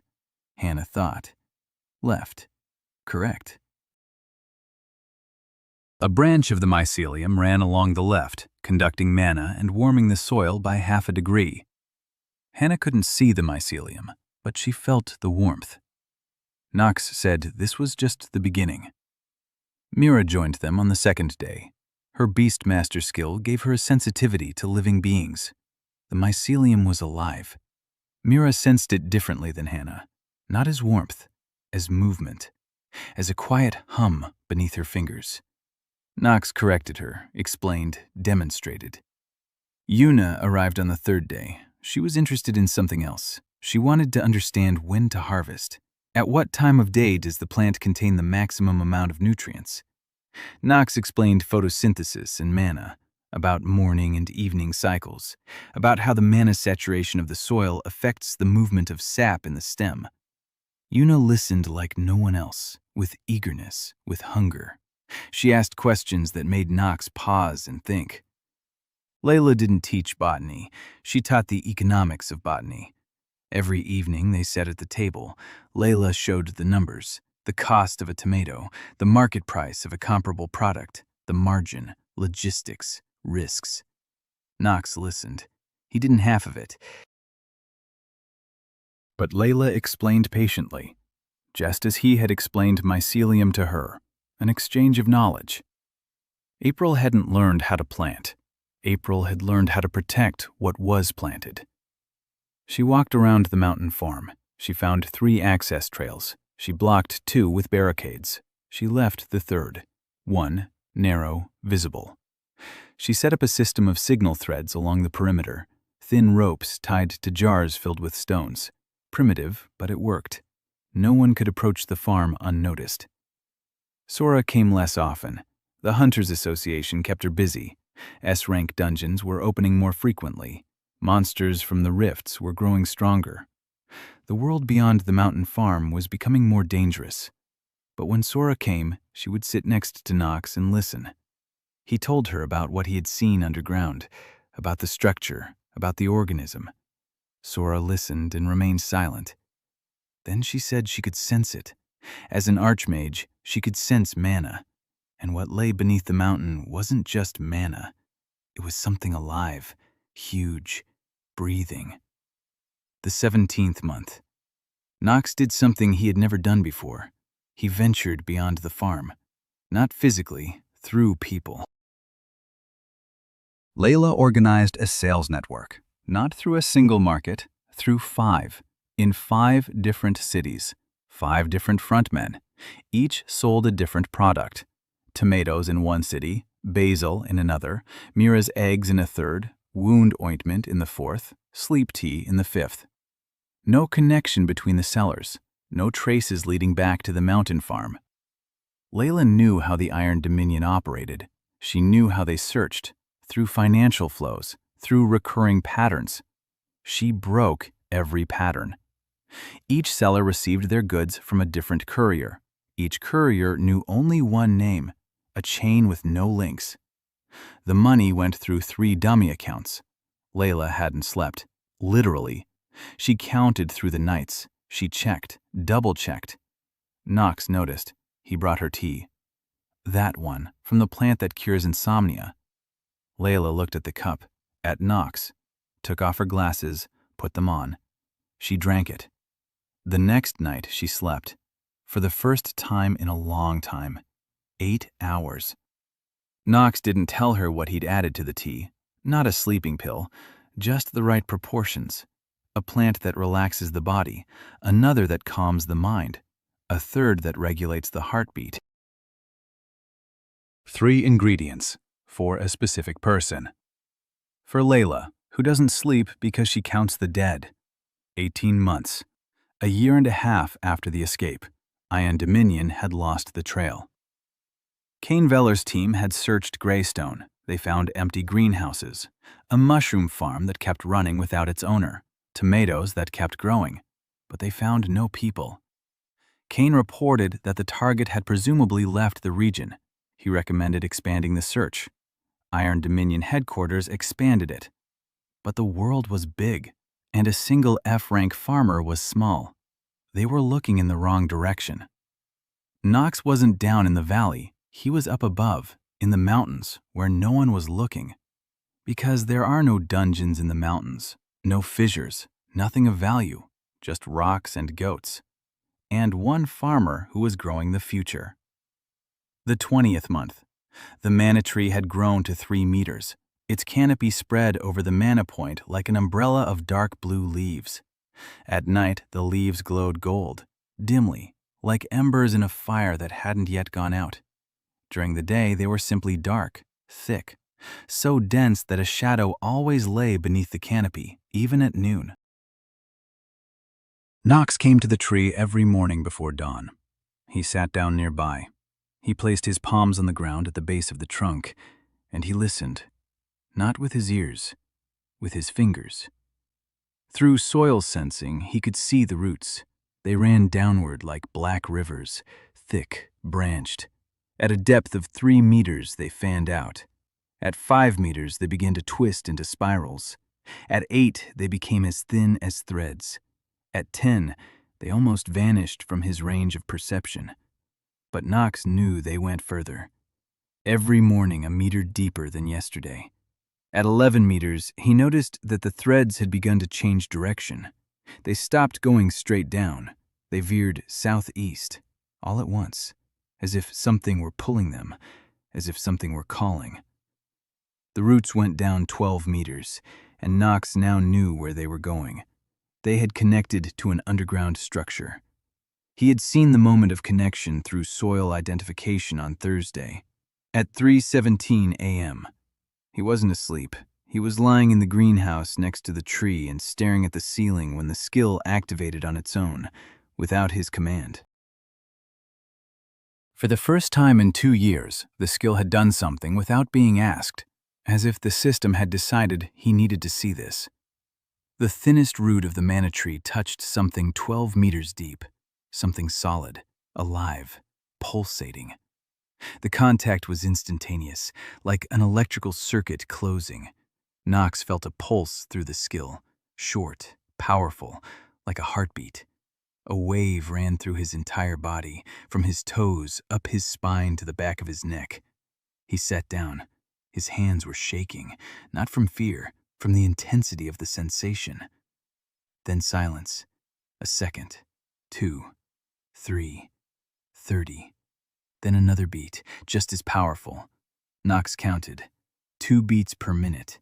A rhythm, steady, even, like the pulse of a sleeping creature. The mana tree began to change the next morning. Knox noticed the difference when he stepped out of the greenhouse with the cup of tea Yuna had left for him on the porch. The trunk. It had grown thicker overnight, 3 centimeters in diameter. Knox wrapped his arms around it. Yesterday his fingers had closed around it. Today they didn't reach each other. The bark had changed texture. It had been rough. Now it was smooth with a metallic sheen, as if the tree had donned armor. Knox ran his hand along the trunk. Warm, warmer than the air around it. The leaves had become brighter. The dark blue had turned into a deep indigo with silver veins. Each leaf was like a small map with rivers of silver. Hana approached. She saw it. She opened her notebook. She began to write. Knox dictated. The trunk's diameter had increased by 3.2 centimeters overnight. The bark temperature was 28 degrees, with an air temperature of 14. The color of the leaves had changed. The structure of the veins had changed. Hana wrote quickly. Her handwriting had become smaller over the past year. She was saving space in her notebooks. Knox asked Mira to bring a thermometer from the shed. He measured the soil temperature at the base of the tree, 34 degrees. 10 meters from the tree, 16, a difference of 18 degrees. The tree was warming the ground around it. The mycelium in the heated zone was 3 times more active. The plants near the tree looked like they were in the height of summer, even though it was early autumn outside. The tomatoes were swelling. The basil was blooming for the 2nd time this season. The mint had grown to the size of a small bush. The fruits had changed, too. The 2nd fruit of the season ripened 3 weeks early. Knox noticed it on the morning of the 8th day after the roots had connected with the underground structure. The fruit hung on the lowest branch, golden, larger than the first, the size of a peach. The first fruit was the size of a walnut. This one was twice as big, and it was pulsing, visibly, not through skill, with his eyes. The golden surface of the fruit gently swelled and subsided, twice a minute, in rhythm with the underground pulse. Knox picked it up, carefully, with both hands. The fruit's skin was warm and slightly damp, like the palm of a living creature. He held it before him. The system displayed new information, text he had never seen before. Mana tree fruit, rank D. Effect: complete restoration of mana channels and partial restructuring of rank restrictions. Side effect: possible alteration of the perception of mana flows. Rank D. Knox read it 3 times. The first fruit had no rank at all. The system refused to classify it. The second received a D, not a high rank, but a rank nonetheless. The system had begun to recognize the mana tree, to include it in its classification. The tree was growing, in both the literal and systemic sense. And one more detail, a partial restructuring of rank restrictions. Knox didn't know exactly what that meant, but he had a hunch. Rank restrictions are the ceiling the system sets for each class. A farmer F cannot become a farmer E. Herbalist E cannot become herbalist D. The ceiling is built into the system, unchangeable. Or so it was believed. The fruit said that the ceiling could be shifted, not removed, shifted, partially. Knox stood with the fruit in his palm and thought. Layla approached. She looked at the fruit. She activated her accountant skill. Her eyes widened. She took a step back. She said she couldn't determine the market value, that the system was showing her an infinity symbol next to the price. She had seen something like that once in her life, when she was auditing the personal vault of the director of Iron Dominion. There lay an SS-rank dungeon artifact, the only one in the world. The system had also shown its value as infinity. Layla looked at the golden fruit in the F-rank farmer's palm. Then she looked at Knox. She took off her glasses, wiped them, put them back on. She said quietly that if Iron Dominion found out about this, it wouldn't be the chain coming for him. The board of directors would come, in person, with an army. Knox nodded. He put the fruit in his pocket. He went to look for Hannah. Hannah was sitting in the greenhouse. She was writing down yesterday's observations. She looked up when Knox entered. He sat down across from her. He placed the fruit on the table between them. Hannah looked at it. She asked what it was. Knox explained. The second fruit, rank D. It fully restores mana channels and possibly raises the rank ceiling. Hannah looked at the fruit, then at Knox. She asked who he was giving it to. Knox replied that it was for her. Hannah froze. Then she began to refuse. She said she didn't deserve it, that she was a rank E herbalist, that she didn't need strong channels, that there was April who was a fighter, there was Mira who was a rank F beastmaster and needed it too. There's Sora, whose channels are fine, but she's an S rank and the fruit could strengthen her even more. There's anyone else, just not her. Knox listened. He waited for her to finish.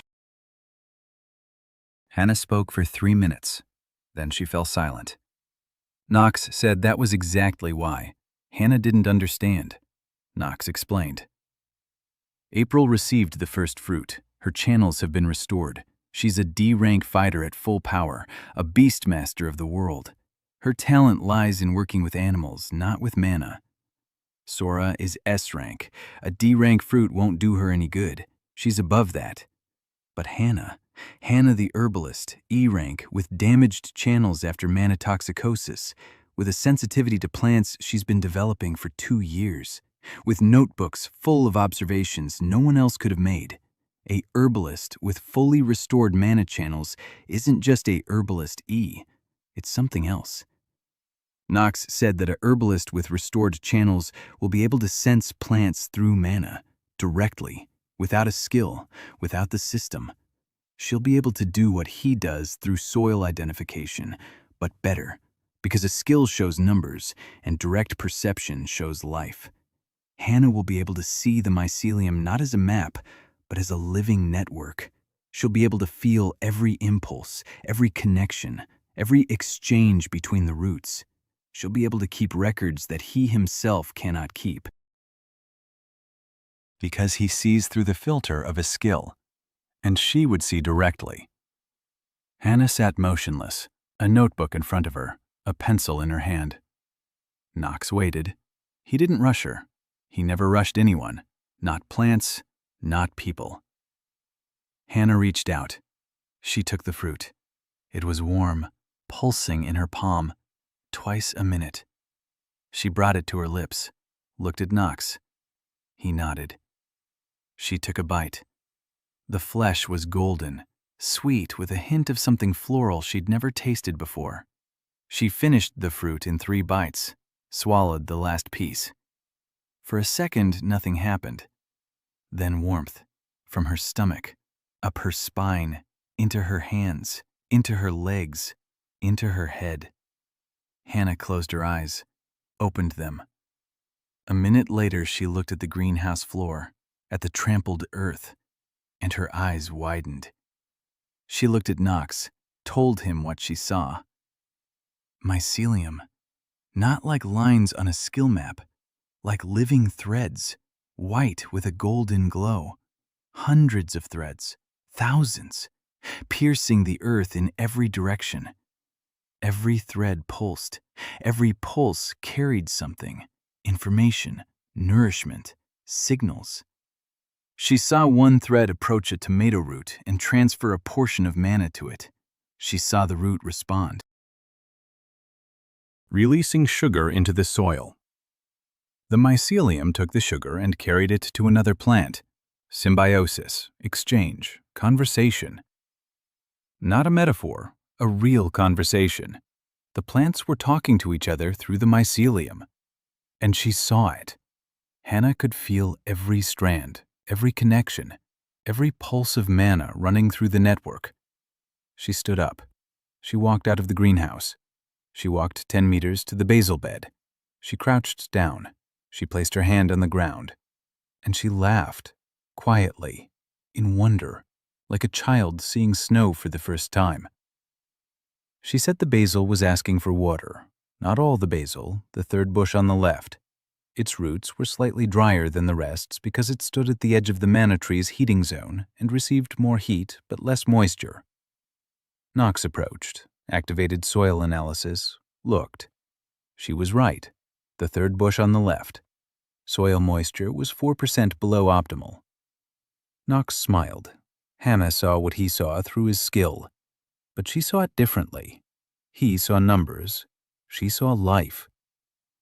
Knox nodded. He said that now she could keep records that he couldn't keep himself, that her perception was a different perspective, that he needed both. His numbers and her intuition. Hannah cried, quietly, silently. She knelt before the basil bed and cried. Tears dripped onto the ground, onto the notebook she had already opened, onto the page she had already begun to fill, with new data, data that only she could see.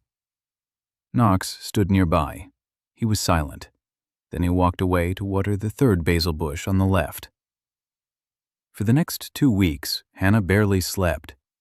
She walked around the farm with her notebook and wrote everything down. How the mycelium reacts to rain, how the mana pulse in the soil changes depending on the time of day, how the mana tree communicates with wild earth trees through the shared mycelium, how Mira's chickens avoid certain patches of ground where the mana is too high, while the goats, on the contrary, lie down precisely there. Knox read her notes every evening. Sometimes he corrected them, more often he nodded. Even more often he paused and reread because Hannah described things he couldn't see through his skill, things that can't be expressed in numbers. She wrote that the mycelium sings, not with sound, with vibration, that every section of the network has its own rhythm, that the rhythm changes when Knox approaches a tree. It becomes calmer, smoother, as if the mycelium recognizes him. The 21st month. Knox gathered the team in the evening, all 7 of them, a table outside under a manna tree. The leaves overhead glowed with a soft golden. Yuna prepared dinner, rice with mountain herbs, soup made from 4th-generation Greystone tomatoes that yielded 3.5% mana without cooking. With Yuna's preparation, 5%. A basil and mint salad that relieved fatigue for the entire night. Rosehip tea from a mountain farm, black berries, a tart taste. The effect hasn't been fully studied yet, but after just 1 cup, Hannah slept like a log and woke up in the morning feeling as if she'd slept for a full day. Knox waited until everyone had finished eating. He watched as Mira fed the goats from the table, as April ate quickly and neatly, a fighter's habit. How Sora eats slowly, a look of quiet wonder on her face. Every time, every dinner, as if she can't believe food can be like this. How Layla eats with one hand while flipping through papers with the other. How Yuna doesn't eat at all until everyone else has tasted it and said it's delicious. Only then does she sit down, and she eats in silence, with her eyes closed, listening to her own food. Knox waited. When Yuna sat down and began to eat, he spoke. Then he told her everything, from the very beginning, from that night when the ability activated on its own at 3:17, from the moment the roots connected with the underground structure, from the pulse, 2 beats per minute, from the changes in the tree, from the warmth in the soil, from everything he'd been writing down in his separate notebook in small handwriting, 90 pages over a year and a half of observations. He told me about the underground structure, about what he saw through soil detection at maximum depth, a living network, a root system that stretched in all directions farther than his ability could reach. Not just roots, an organism, a whole one, huge, not the size of a tree, not a forest, the size of a continent, sleeping beneath the earth since the discovery of the faults, maybe longer. He spoke of the roots of the man tree that had joined with it, of how, after the connection, the tree began to grow 3 times faster, drawing nourishment from below, not from the soil, from the organism, like a branch grafted onto the trunk. He spoke of a pulse, 2 beats per minute, steady, constant, day and night, without pause, the pulse of a sleeping giant. He shared his theory, the one he'd been building brick by brick for a year and a half, from observations, from Hana's data, from records, from the intuition of a botanist who suggested things to him that cannot be proven, only felt. Faults are not an invasion, they are sprouting. 6 years ago, something came to Earth, not through the sky, through the ground, from below, from the depths. An organism sprouted into the planet's soil like a seed germinating in new Earth. The fissures are points of sprouting, places where the organism's tendrils broke through the surface. The monsters emerging from the fissures are not an invading army, they are antibodies, the organism's immune system. They react to what the organism perceives as a threat to people, to cities, to technology. The mana that has filled the world is not energy from another dimension. It is the organism's sap, its blood, its nourishment. It flows through the earth as sap flows through a tree, everywhere, constantly, invisibly. The system that assigned classes and ranks to everyone is not a game, not an experiment, not a punishment. It is a means of communication, the only one available to the organism. It does not know human languages. It does not know what speech is. It knows what classification is, categories, types. Just as a botanist classifies plants by genus and species, the organism classified people according to how they could be useful to it. Swordsmen, mages, healers. Each class is a role in the ecosystem the organism is building. And an F-rank farmer in this classification is not trash. Knox fell silent. He looked at each of them in turn. Then he said his final words. He said that in this organism's rating system, an F-rank farmer is the highest priority. One who knows how to listen to the roots, one who can be a mediator between the organism and the rest of the world. People just don't know this, because for 6 years, people have been looking up, at the faults, at the monsters, at the sky. But they should have been looking down. The silence at the table lasted 2 minutes. Sora spoke first. Her voice was steady, calm, professional. The voice of someone accustomed to receiving information that changes everything. She asked how he knew. Knox replied that he'd been observing for a year and a half, that the data was in his notebook, 90 pages, that he could show every entry, every measurement, every conclusion, that he wasn't 100% sure, but 80% sure. Sora nodded. 80% for a scientist is almost certainty. She knew that from her university days. Knox never said 100 unless he was 100% sure. April asked one thing. She asked if it was dangerous, the organism, Could it wake up and destroy everything? Knox answered honestly. He said it could, if you angered it, or frightened it, or tried to control it, like any living creature. But Knox doesn't think that's its goal. It slept for 6 years. It could have destroyed everything on the first day. It didn't. It created the system. It gave people classes. It gave them mana. It gave them a way to adapt. It doesn't destroy. It adapts, just as any organism adapts to new soil. The question is whether people will be able to live in this soil alongside him, or whether they'll try to uproot him. And then he'll respond, just as any organism responds to an attempt at destruction, with antibodies, with monsters, 100-fold. Mira listened with her mouth agape. Then she closed it, then opened it again. She asked what they could do. 7 people against the guilds, against the association, against a world that had spent 6 years preparing to fight what actually needed to be watered. Knox answered. 1 word. Teach. Silence. Layla took off her glasses. She looked at him with her nearsighted eyes. She said that this wasn't a business plan. Knox agreed. He said it was a sewing plan. Then Hannah looked up from her notebook.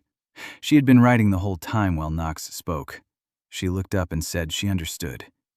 Knox wasn't going to be the only one who knew how to work with the new flora. He wasn't going to be the key to the lock. A key can be broken, or stolen, or hidden in the Iron Dominion's vault.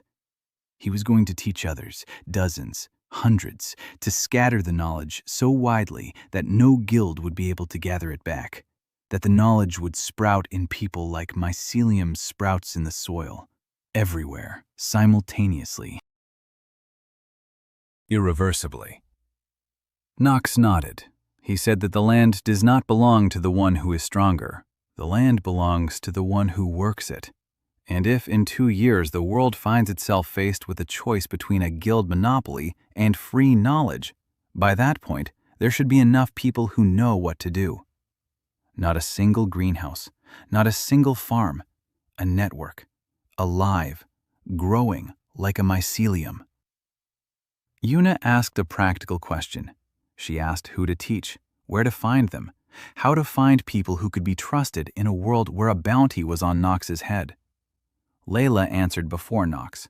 She said she had lists, the Iron Dominion registries, thousands of trash class people scattered across the country, farmers, herbalists, gatherers, animal breeders, all written off, all unnecessary, all forgotten. She knows their numbers, their towns, their statuses. She can find some of them. Knox looked at her. Layla put on her glasses. She straightened up. She said this was her bookkeeping, redemption in numbers. April asked how to teach. Knox is F rank, a fugitive. They're looking for him. He can't open a school, can't go public. Can't even go down to the nearest town without the risk of being recognized. Knox smiled, for the first time in a long time. The smile was quiet, botanical, as if someone had told a joke about nitrogen. Said he didn't need a school. He needs seeds, literally. Every seed he sends through Layla's network carries information, not metaphorically, for real. Mycelium, mutations, patterns, genetic memory of how to grow. The person who plants his seed and watches will see what he saw. Not right away, gradually, but they will see. Because the mycelium will show them, because the earth will teach them. Seeds are textbooks, the earth is the classroom, and the teacher doesn't need to stand at the blackboard. They need to plant. Sora remained silent for the rest of the conversation after the first question. She sat and looked at Knox. Then she stood up. She walked over to the man tree. She placed her palm on the trunk. She stood there for a minute. 2. She turned around. Her eyes were shining. She said the tree was warm and that she could feel its pulse, even through the bark. Even an S-rank archmage can sense what lies beneath the ground, if they want to. If she stops looking up and looks down. She looked at Knox, said he was right, that she'd been fighting antibodies for 6 years, killing monsters, clearing dungeons, and never once asked where they came from, why they came, what they wanted. She just killed. Because S rank is what she does. Kills. Knox shook his head. He said that S rank is what the system called her, but she is Sora, and Sora can be whatever she wants. Knox started that same week. For 3 days he prepared packages, seeds, not ordinary ones. He assembled each batch individually, for each recipient. Layla found the names, 12 people in 12 cities, trash classes, all written off, all forgotten. Farmer F in Baltimore, Herbalist E in Denver, Gatherer F in Portland, Breeder F in Atlanta, and 8 more. For the farmer in Baltimore, Knox selected 4th-generation Greystone tomato seeds and a pinch of mycelium from a mountain manna point.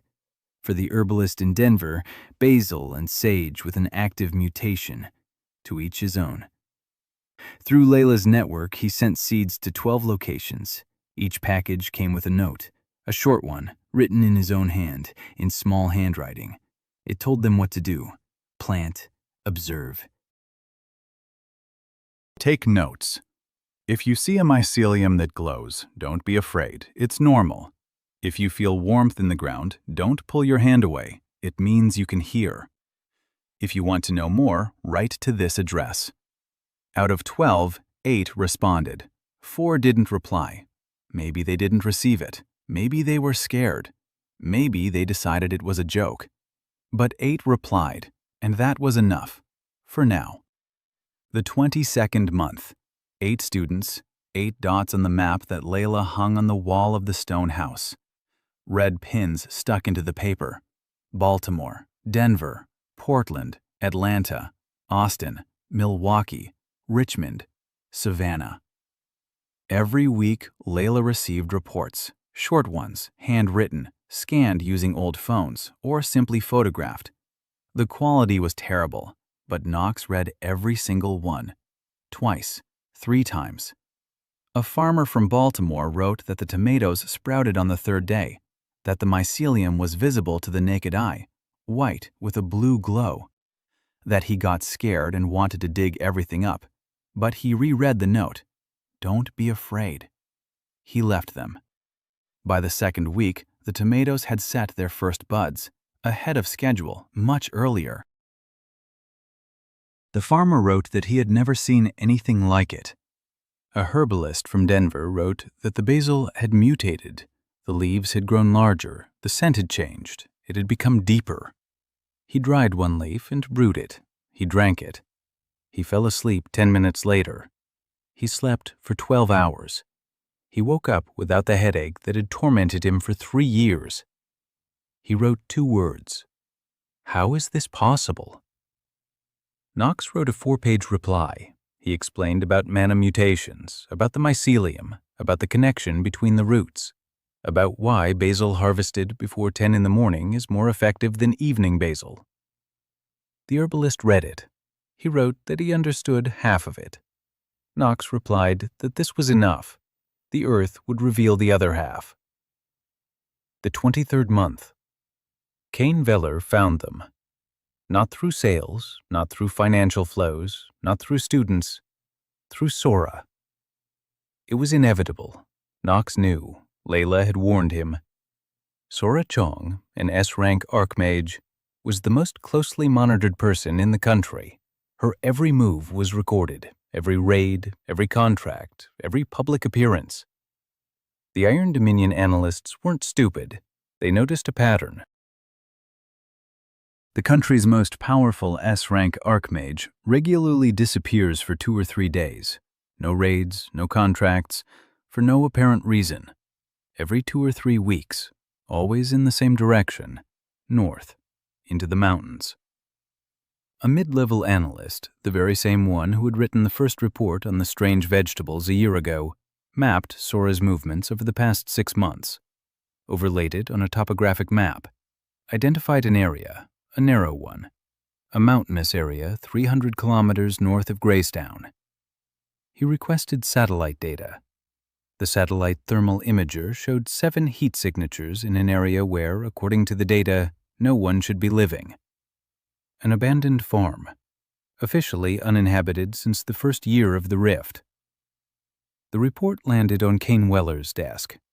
Kane looked at the images. 5 structures, 2 of them new, built in the last 3 or 4 months. Glass, irrigation systems, greenhouses, professional ones. Smaller heat spots around them, garden beds, plantings, living soil, and a single tree. On the thermal imager, it glowed brighter than everything else, brighter than the greenhouses, brighter than the buildings, brighter than the people.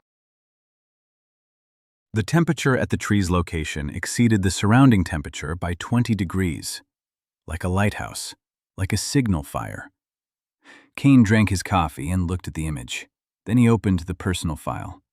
Farmer 2247, Knox Hale, F rank, fugitive. Last known location, Greystone, 6 months ago. Escaped 4 hours before the chain's arrival. Kane remembered.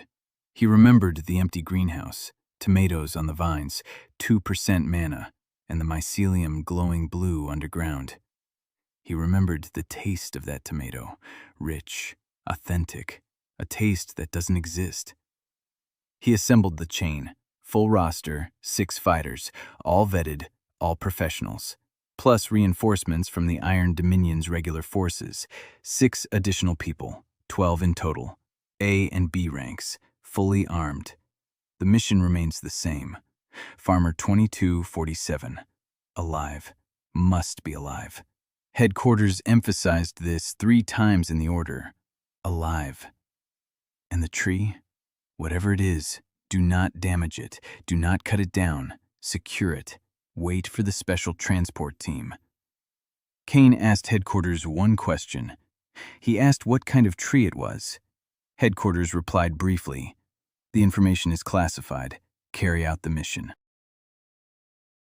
Kane put away his communicator. He looked at the chain. 6 faces, professional, indifferent. They don't care what kind of tree it is. They're paid for results. Kane used to be like that too.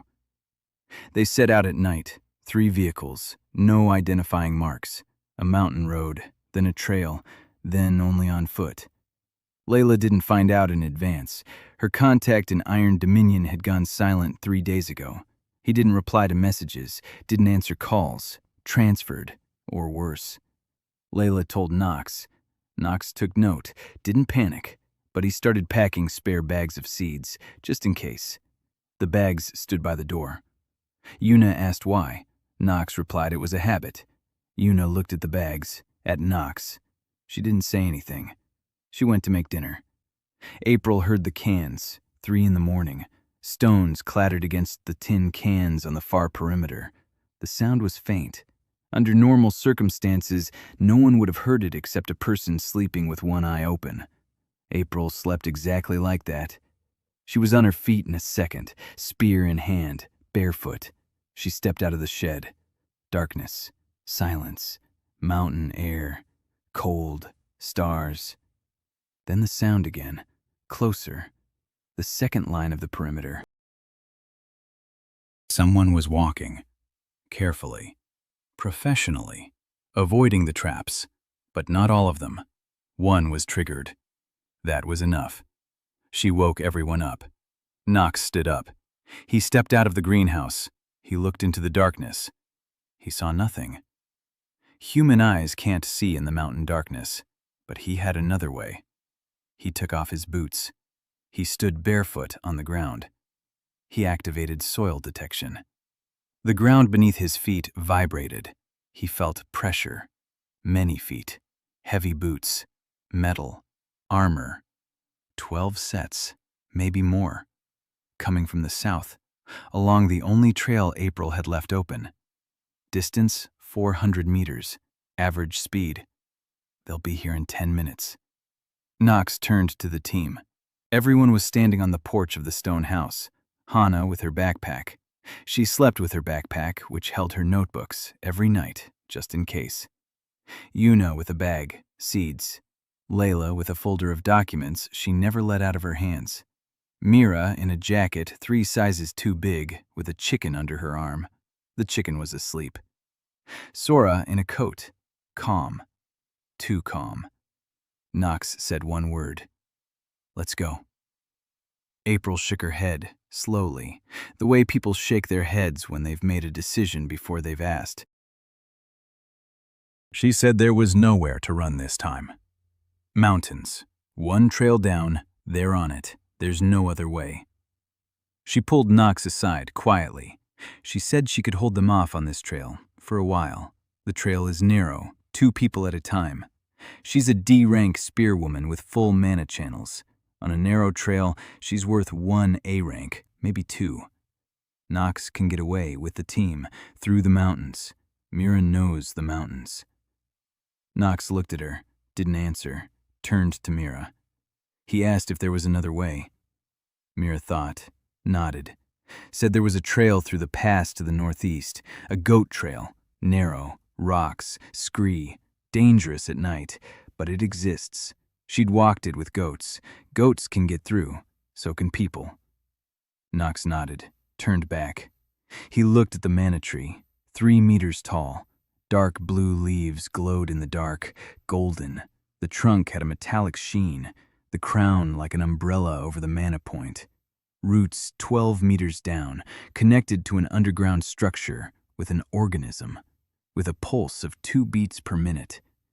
He couldn't dig it up, not in an hour, not in a night, not in a week.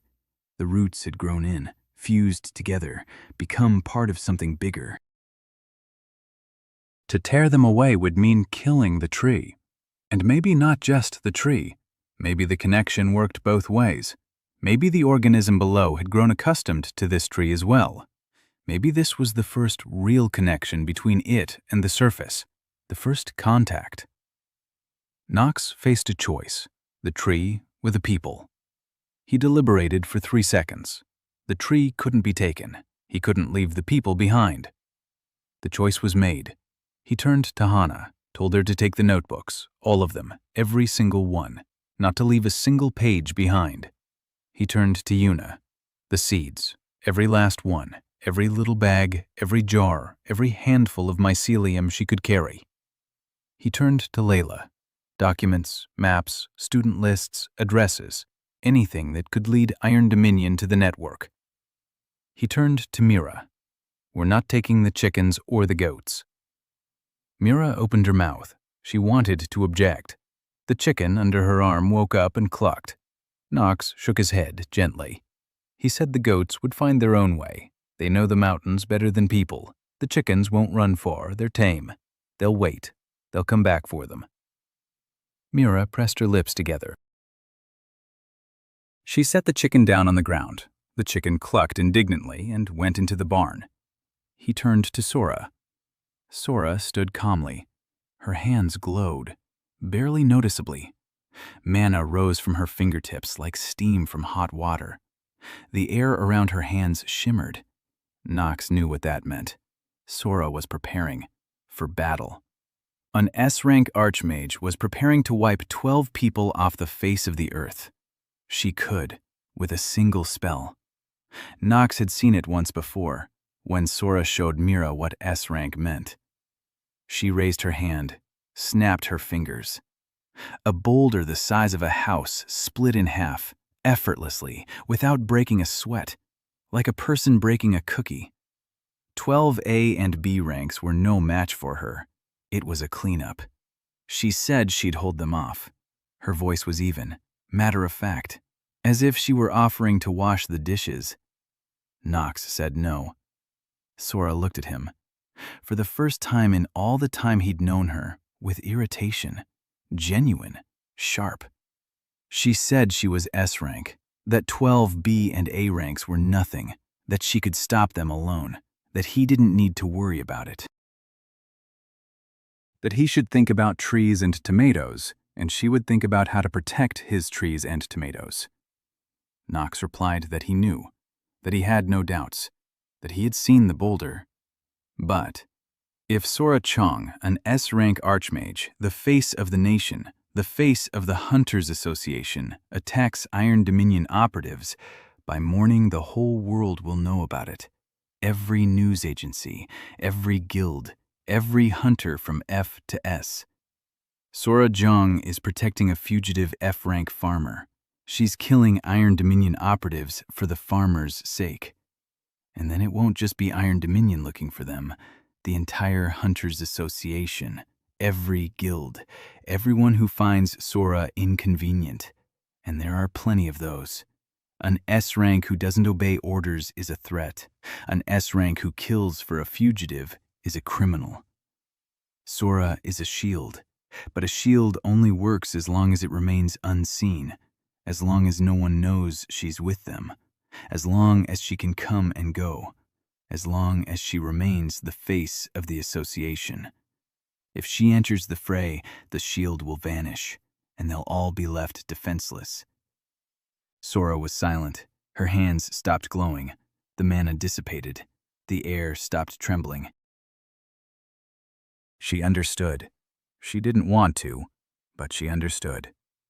Nox could see it on her face, in the way she clenched her jaw, in the way her eyes welled up for a second, just one. Then they dried up. She nodded, with a single movement. Nox turned to April. He said he needed 10 minutes. April nodded. 10 minutes. She could give him 10 minutes, even 15. The path was narrow, a single path. She knew where it narrowed to the width of a shoulder. That's where she would stand.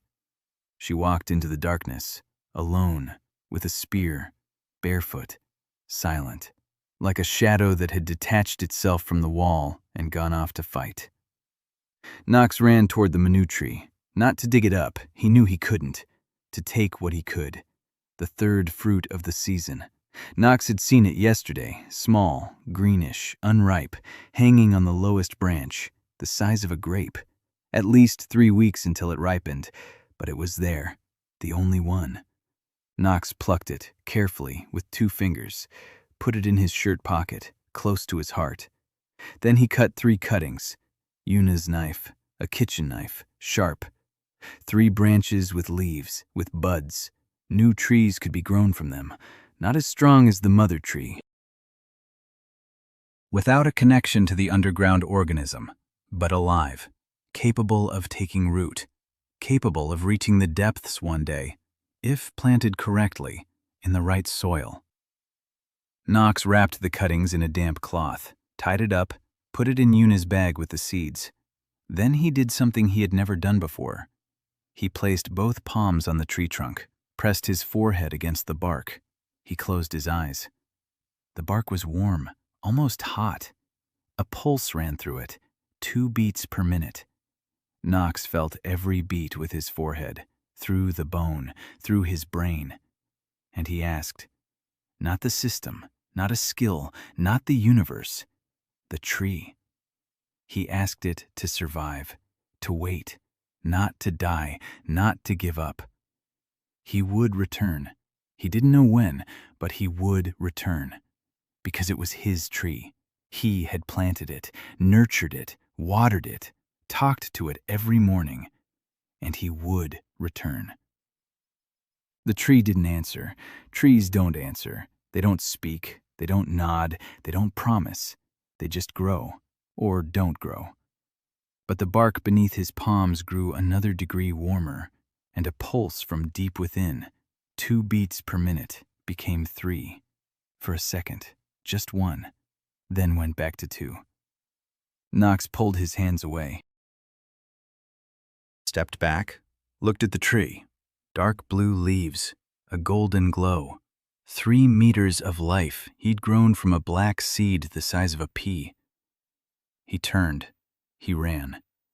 Sounds of battle from the southern trail, the clang of metal against stone, flashes of white light, mana strikes, 1, another, a third, then silence for 3 seconds, then the clang again. April was fighting, 1 against 12. No, not against 12. The path was narrow. The spot she'd chosen was 1.5 meters wide, a rock face to the left, a cliff to the right. Only 2 could pass at a time. April stood in the passageway. Her spear glinted in the moonlight. Long, fast. She was D rank, they were A and B, but she was standing on a narrow mountain path at night, and she knew this path. They didn't. Every rock, every ledge, every spot where a foot could slip, she knew. They didn't. And her mana channels were fully restored. The first fruit of the mana tree, a gift from Nox. She was using it now, every drop. The spear sang. A D-rank spearwoman with full mana channels against A and B ranks on a narrow mountain trail at 3 in the morning. She couldn't win, but she could hold them off. And she held them off for a minute. 258. Nox ran past, didn't stop, didn't look. Because if he had looked, he would have stayed. And he couldn't stay. He carried an unripe fruit in his pocket, 3 cuttings in a bag. On his back, Hana, who had tripped on a rock and twisted her ankle. Not on his back, by the hand. He was dragging her. Hana ran limping. Notebooks clattered in her backpack. Yuna ran beside the bag of seeds, Layla behind her. A folder of documents pressed against her chest. Mira was in front. She knew the path, the goat trail across the pass. Narrow, dark, dangerous. But she had walked it with goats. The goats had made it through. People would make it through too. Sora walked last, between the group and the fight. She didn't interfere. Her hands didn't glow. But Nox knew she was listening to every sound, every blow, every cry. And she was counting.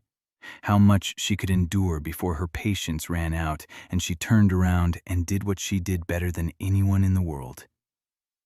April held out for 8 minutes. Then she retreated, in an orderly fashion, like a professional, like a soldier who knows the difference between retreat and flight. A step back, a spear thrust. A step back, a block. A step back, a lunge, a retreat. Every movement precise. Not a single unnecessary one. Not a single panic-stricken one. She brought the trail crashing down behind her. A precise, mana-enhanced spear strike into the stone ledge above the trail. Rocks rained down. A ton. 2. Blocking the passage. Not forever. For a minute. Maybe 2. Maybe 3. Enough to gain some distance. She caught up with the group on the goat trail 4 minutes later. She'd been running, barefoot over the rocks, blood on her left shoulder, a wound. Nox looked. He stopped. April said it was just a scratch. Her voice was steady. Her breathing was almost unbroken. Nox said nothing. He pulled a basil leaf from his pocket, mountain basil, from a mana point. He crushed it between his fingers. The scent was sharp, herbal, with a hint of something metallic. He pressed it to the wound. April hissed. She flinched. Then she relaxed. Mountain basil, pain-relieving and healing. The bleeding stopped after 30 seconds. They walked across the pass until dawn. Mira led the way. A goat trail, narrow, dark. The rocks beneath their feet were slippery with dew. One false step and a cliff, 200 meters down. Hana was limping. Nox led her by the hand. Yuna carried a bag of seeds and said nothing. For the first time in all the time Nox had known her, Yuna was silent. Layla counted her steps, a habit she always counted. Sora walked in silence and looked back. Nox carried an unripe Manadera fruit in his shirt pocket, small, greenish, warm from his body, and 3 cuttings in Yuna's bag, wrapped in damp cloth. All that remained of 2 years of work, of the mycelium network, of the 3 greenhouses, of the mountain farm, of the goats and chickens, of the mana tree. Everything, in his pocket and her bag. That was enough. For a botanist, a single seed is always enough. Kane Veller entered the mountain farm at dawn. They cleared the rockfall in 40 minutes. An A-rank swordsman chopped up the large boulders. The path was clear. They climbed up. The farm was empty, quiet. The greenhouses were intact, not a single broken pane of glass. The garden beds were untouched, red tomatoes on the vines, basil in bloom. Mint had grown to the size of a bush. Everything was well tended, alive. Goats roamed the yard. One approached Cain and nudged his hand with its muzzle. Chickens clucked in the barn. In the stone house, there were cups on the table, 7 of them, half-drunk tea, still warm, and a tree. Cain saw it when he walked around the greenhouse, 3 meters tall, dark blue leaves, metallic bark, glowing in the morning mist, golden, as if a fire were burning inside the trunk. Cain stood in front of the tree. He looked. 10 years in the Iron Dominion, hundreds of operations, dozens of dungeons. He had seen A-rank artifacts. He had seen weapons that sliced through reality. He had seen monsters capable of wiping out a city. But he had never seen anything like this. The tree was beautiful, not as an object, as a phenomenon, like dawn, like the stars, a beauty that cannot be appropriated. He activated his system appraisal skill, an A-rank paladin. His skill displayed the combat value of targets, people, monsters, objects. The system displayed a single word: priceless. Not invaluable, priceless. The difference is subtle. Invaluable is when the value exceeds any price. Inestimable is when the system cannot determine what is before it, cannot classify it, cannot fit it into a framework, something beyond its categories. Cain saw this word for the second time in his life. The first time was at the S-rank rift, at the portal itself, on the border between worlds. Inestimable. Cain was silent. Then he stepped closer. He reached out his hand. He touched the bark. Warm, much warmer than the air, pulsing, alive. He felt the rhythm beneath his fingers, 2 beats per minute, steady, calm, as if the tree were sleeping or waiting. He took out his communicator. He reported. The target had gone, presumably over the pass to the northeast. Pursuit is impossible without mountaineering gear. Tree detected, awaiting instructions. Headquarters replied an hour later. 1 instruction. Cut it down. Bring back the roots and trunk for analysis. Cain looked at the tree. He looked at the instruction on the communicator screen. Cut it down. He looked at the tree again. The leaves were glowing, even in the daytime, even in the morning sun. Golden, as if the tree were making its own sun. He put the communicator in his pocket, stood there for another minute, then turned to the chain. 6 faces, waiting for orders. Professionals. They don't care. Tree, rock, man, whatever they're told, they'll do. Cain said the tree was too big to transport. The roots go down to an unknown depth. Attempting to cut it down could damage the root system, which would devalue the specimen. Special equipment is needed, a team of botanists. If there are any botanists left in the Iron Dominion, that he'll request everything necessary and return. The chain of command accepted it. No questions asked. An order is an order, even if the order is to wait. They went down. Cain was the last to leave. He turned around at the farm gate. He looked at the tree. It stood in the morning light, dark blue and gold, alive. The leaves were moving, not from the wind. There was no wind. They were moving on their own, slowly, as if they were breathing. He didn't cut it down. Not because he felt sorry for it. Cain Veller didn't feel sorry for trees. He hadn't felt sorry for anything in 10 years. But he didn't cut it down because, for the first time in 10 years, he wasn't sure he was following the right order. And because somewhere deep down in his professional soul, the former paladin remembered that paladins used to protect, not cut down. They stood on the other side of the pass, 7 of them. Dawn, mountain air, cold, with a hint of dew and stone. The sky was pink in the east. Below them lay a valley that wasn't on any map, small, enclosed by mountains on 3 sides, open to the north. A river, narrow, fast-flowing, with clear water in which the stones on the bottom are visible. A meadow, Green, bright, brighter than it should be in early autumn.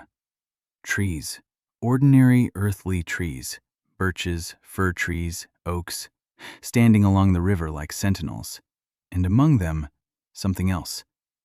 Knox saw it first, because he always saw first. Not because he had better eyes, because he looked at what others didn't look at. 3 sprouts, dark, almost black, with golden veins on their stems, knee-high. The leaves are small, dark blue. A familiar shape, a familiar hue. Man trees. Wild, sprouted on their own, without a human, without a mycelium, without a pot, without Knox. Just grown out of the ground, because the earth decided it was time. Knox sat down, right on a rock. His legs gave out. Not from fatigue, though he'd been walking all night across the pass. Not from fear, though a burning farm and 12 armed men lay behind him. His legs gave out from the realization, from the magnitude of what he saw. 3 sprouts, wild. In a valley that isn't on the map. It meant one thing. The organism down below wasn't waiting for Knox. It didn't depend on him. It didn't need a farmer to plant and water it. It grew on its own, by its own laws, on its own schedule. Knox wasn't a gardener. Knox was a translator, the only one who could read what the organism was writing on the surface. But the organism wrote even without a translator. Mira stood beside him. She looked down. She looked at Knox. She asked if he saw what she saw. Knox nodded. Mira was silent for a moment. Then she said quietly that they were her goats. They always lay down in certain spots, on mana points. They sensed it. For 3 years. Mira had thought the goats were just capricious, choosing warm spots. Now she understood. The goats were listening, just like Knox listens, just in a different way. Knox looked at her, nodded, said she was right. That goats are beasts and animals sense the earth better than humans. That her Beastmaster F wasn't a trash class. It was a class that hears animals, and animals hear the earth. A chain of perception. Mira said nothing, but she straightened up, just a little, by a centimeter. It was beginning. The relict flora was waking up. Not in a year, nor in 2 as Knox had assumed. Now, here, already. 3 sprouts in a valley that isn't on the map. And Knox knew there were dozens of such valleys across the planet. Hundreds, thousands, everywhere the faults had penetrated the soil, everywhere the subterranean organism had stretched its roots, everywhere the earth had accumulated enough mana, everywhere the soil temperature had risen by those very 2 or 3 degrees that distinguish living earth from sleeping earth. Sprouts were breaking through right now, in parks, in vacant lots, on the sides of roads, between the slabs of abandoned parking lots, through cracks in the concrete, like grass, like life, unstoppable. They descended into the valley around noon. Hannah was limping, her leg was swollen. Knox carried her backpack with the notebooks, heavy, 12 notebooks, 2 years of notes, knowledge that was priceless. April brought up the rear. The wound on her shoulder had closed. Basil had worked his magic, but she was on guard, listening to the mountains, listening to the wind, listening to the stones beneath her feet. Sora walked beside Hannah, silently, sometimes offering her shoulder when Hannah stumbled. S-rank archmage, a living crutch. She didn't complain. Knox knelt before the first sprout. He activated soil identification. He closed his eyes. He opened them. The sprout was healthy, young, perhaps 2 or 3 months since sprouting. The stem was sturdy, the leaves were clean, no damage, no disease. Its roots extended 3 meters down and were already touching the underground structure. The connection was pure, natural, without human assistance. No intermediary mycelium, no special soil mix, just a root touching a root, and they connected, like 2 wires, closed the circuit. Knox sat in front of the sprout and thought for a long time. Hannah approached, opened her notebook, waited. Knox wasn't dictating, he was thinking. Then he said one sentence. He said he didn't need to grow manna trees. Hannah looked up. Knox continued. He said they would grow on their own, everywhere, all over the planet. The organism is waking up. Not because Knox woke it up, on its own schedule, according to the biological clock of a creature the size of a continent. 6 years of sleep, a period of adaptation. Now the adaptation is complete. The roots have taken hold, the soil has been accepted, and the organism begins the next phase, germination. Knox is not a gardener. The manna trees are not his tomatoes. He cannot control the process. He cannot speed it up or slow it down. He cannot decide where they should grow and where they shouldn't. That is not his decision.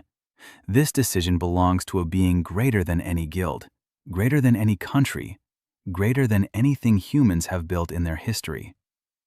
But Knox can do something else. He can teach the world to live with them. He can explain, show, translate from the language of the roots into the language of humans. He doesn't need to grow manna trees. He needs to grow understanding. Hannah was taking notes, quickly, in detail. The 9th notebook, a new one, a blank one. She began filling out the first page. The valley's coordinates, approximate, without GPS, by the stars and mountain landmarks. Mira helped. She knew the mountains, the size of the sprouts, height, stem thickness, number of leaves, color, root depth based on Knox's skill data, soil composition, manna background, pH, moisture, temperature, mineral composition, everything. Every detail Knox could measure. And those he couldn't. Hannah added her own. She sensed the mycelium from the manna tree's fruit. Here in the valley, the mycelium was different, wild, not planted by Knox. It had grown on its own. It was thinner than Knox's mycelium, more delicate, but more extensive. It covered the entire valley, every square meter.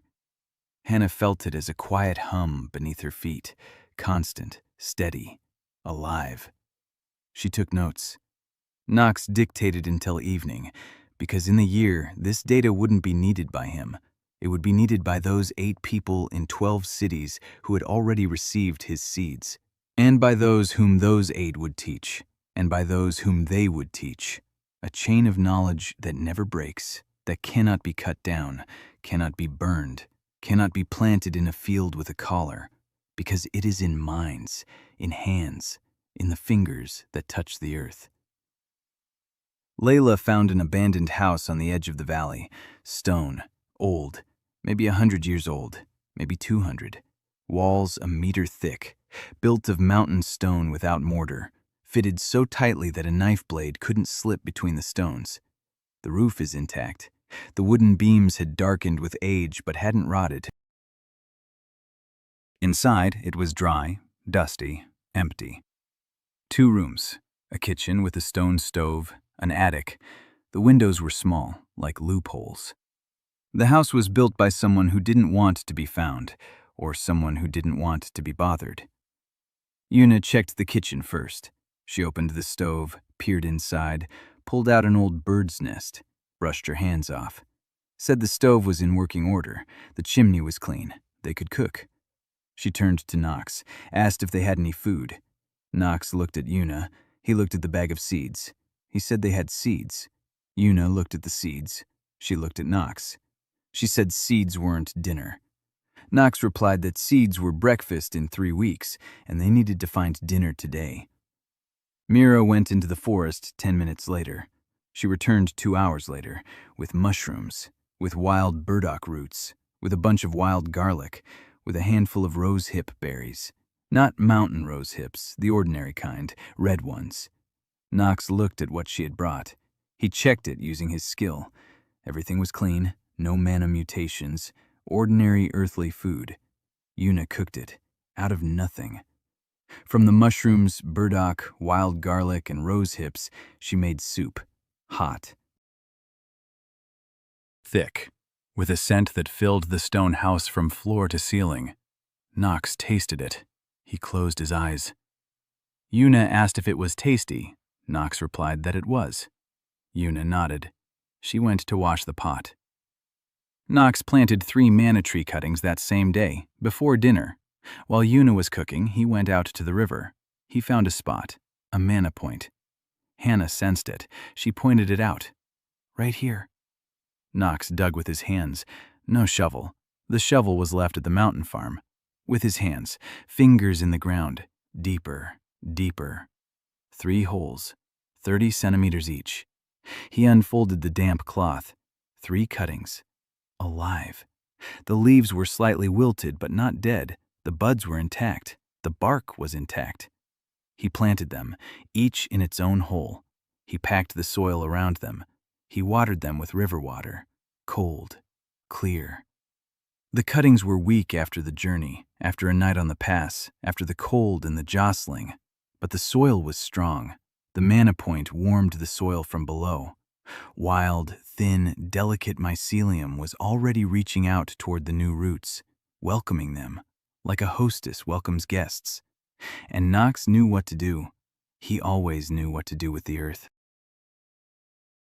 It was the only thing he knew, and it turned out to be enough. By evening on their first day in the valley, they were sitting at the table again, a stone table in a stone house, so heavy that 10 people couldn't have moved it. Yuna had cooked using their last supplies and what Mira had found: soup, rice from the sack that Hannah had grabbed at the last moment before fleeing, tea made from dried herbs. Hannah brewed it. Her hands were still trembling, her leg hurt. But she brewed the tea with the same precision with which she kept her notebooks, every movement precise, every proportion measured. Knox sat in silence. He looked at the team, at their faces, tired, dirty, gaunt after a sleepless night. April ate quickly. The wound on her shoulder had closed, but she moved her left arm cautiously. Sora ate slowly, her coat on the back of a chair, dirt stains on her knees. Mira fed Yuna because Yuna fed everyone else and forgot about herself. Layla wasn't eating. She was counting. Losses, assets, what remained, what was lost, what could be recovered. Knox saw her lips moving, silently. Numbers. Always numbers. Knox waited until everyone had finished eating. Then he spoke, quietly, calmly. Without drama, without strain. With the voice of a man who had made a decision and was stating it as a fact. He said he was tired of hiding. Everyone looked at him at the same time, 6 pairs of eyes. He had never said that before. In 2 years, not once. Knox Hale, quiet, cautious. A man who kneels in the dirt and remains silent. Who hides not out of cowardice, but out of calculation. Who knows that a living farmer is more useful than a dead hero. And this man said he was tired of hiding. He continued. He said that for 2 years he had been running from the Iron Dominion, from the Association, from the world, from Greystone to the mountains, from the mountains over the pass, from one greenhouse to another, from one house to another, hiding himself, hiding his knowledge, hiding seeds, hiding in the shadows like mycelium hides underground. And all this time he was afraid, not of death. Death is simple, quick, no pain. Pain passes. He was afraid that if they found him, they would take everything. Put him back in the field, with a collar, with the number 2247 on his robe. And what he knows will die with him in that field, slowly, in silence. No one will know. No one will learn. Knowledge will rot like a root without water. But now he understands, he sees. 3 wild man trees in a nameless valley. Knowledge that dies with a single person is worth nothing. A seed that isn't planted is just a pebble. A recipe that isn't passed on is just a thought. A notebook that no one will read is just paper. He is a botanist, not a keeper of secrets. The earth does not belong to those who hide. The earth belongs to those who plant. He looked at each of them, slowly, one by one. At Hannah, with the notebooks she'd carried over the pass on a sprained foot and hadn't dropped a single one. At April, with a spear and a wounded shoulder, who stood on the narrow path against 12 and gave him 10 minutes. At Sora, with tired eyes and mana radiation spoiling the soil's pH within a 5-meter radius, who took off her coat and knelt in the mud because he asked her to. To Mira, with freckles and Nobel-winning chickens, who spent 3 years alone in the mountains reading what laboratories could not. To Layla, with glasses and insomnia, who turns away only from his tea, who signed a contract for 23 lives and now counts her new lives every day. To Yuna, with a frying pan and tears for her grandfather, who cooks the shadows and the living alike. With love, with memory, with Basil picked before 10 in the morning. He said he wouldn't hide anymore, he wouldn't run, he wouldn't build one greenhouse and wait for it to be burned down, and build another, and wait for that one to be burned down too. He would build a network, not one farm, 10, D20, 100, across the country, across the world, in every place where relict flora begins to sprout. And it will begin, everywhere, soon. And in each of these places, there will be a person, someone he has trained, someone who knows what to do when a dark sprout with golden veins emerges from the ground, someone who won't be afraid, someone who won't pull it out, someone who won't call the guild to have it cut down, someone who will crouch down, touch the earth, sniff it, and begin to observe. Iron Dominion wants to monopolize the new flora, use it as a resource, control it, sell it. The association wants the same thing, only with a different logo on the paperwork. Nox wants it to live, just to live, to grow, to bloom, to bear fruit, just as everything he planted lived. Tomatoes that feed, basil that heals, mint that eases pain, manna trees that connect worlds, people who learn to listen to the earth. He always planted the same way, found the right soil, provided the right conditions, and waited, patiently, through seasons, through years, because patience is the only weapon a farmer has, and it is stronger than any sword, because a sword cuts once, but a seed grows forever. Hannah raised her hand. She said she had a question. Knox nodded. Hannah asked where they would start, simply, practically, tomorrow morning. Where? Knox replied, just as simple, just as practical, in the morning. In the morning he'll get up, he'll step outside, he'll walk over to the sprout, he'll get down on his knees, he'll check the soil, he'll dig his fingers into the earth, he'll take a sniff, he'll think, he'll smile because the earth always smells right. And he'll start planting, because that's what he knows how to do, the only thing he knows how to do. He's not a mage, not a warrior, not an archmage, not a paladin, not a leader, not a hero. He's a farmer. F rank, number 2247. A man who plants. And that turned out to be enough. 2 weeks later, the first reports came in from 8 students via Layla's network. The mycelium took root in 4 out of 8 cities: Baltimore, Portland, Savannah, Richmond. 2 students saw a glow, blue, underground, with the naked eye, without any special ability. They wrote that it was like seeing the veins of the earth, scary and beautiful at the same time. One farmer from Savannah saw a wild man tree sprout in the vacant lot behind his house. Between the trash cans and an old fence, a dark stem, golden veins. He wrote that he was scared. He wanted to pull it out. Then he remembered. He reread Knox's note. Don't be afraid. It's normal. Look, smell it, touch the earth. He stopped being afraid. He sat down next to the sprout. He put his hand on the ground. He felt the warmth. He began to watch. He wrote to Knox that the sprout had grown 10 centimeters in a week, that the ground around it was warmer, that the grass nearby had turned greener, that the stray cat that used to live behind the trash cans now sleeps by the sprout, every night, curled up around the stem. A month later, the students got in touch with each other. Layla set up an anonymous connection. Encrypted messages through a chain of intermediaries. No names, no addresses, only call signs. Farmer 1, Herbalist 3, Gatherer 7. They exchanged data, observations, recipes, questions, answers.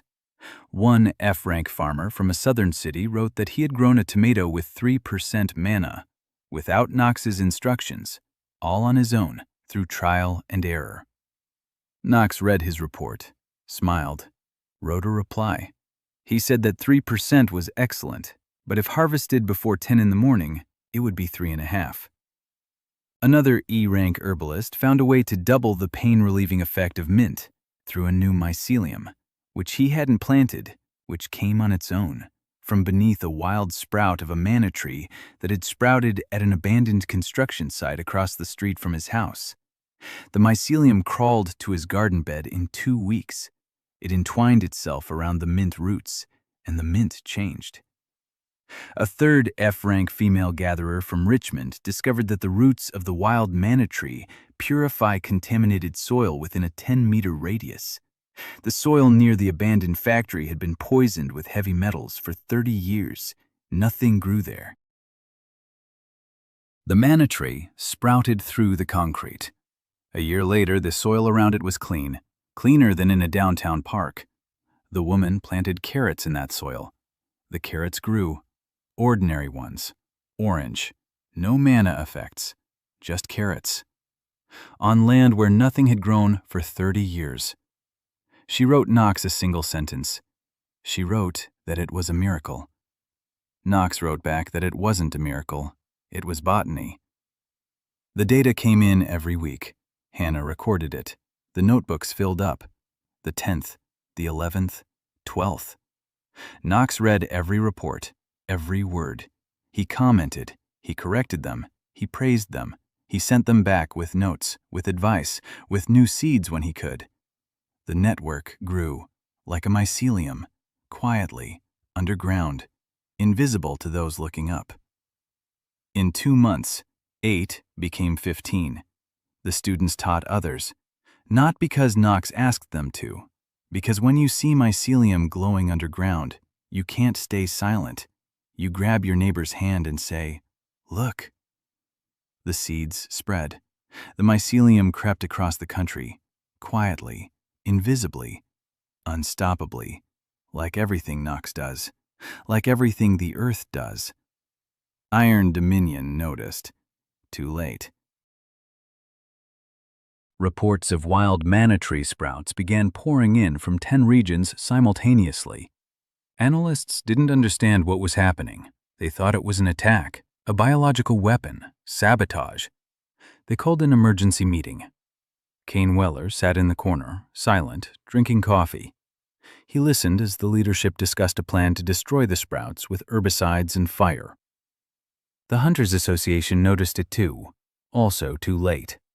They were hunting monsters, sealing off dungeons. They were catching criminals. And beneath their feet, something was growing that was more important than all the monsters and dungeons combined. Relic flora had sprouted at 23 locations across the country in a single season. Wild sprouts of manna trees were pushing through the asphalt of parking lots, through the concrete of abandoned factories, through the tiles of city squares, through the foundations of houses, everywhere, unstoppable. The world was changing, the earth was changing, and the warrior classes, with their swords and magic, watched this and didn't know what to do.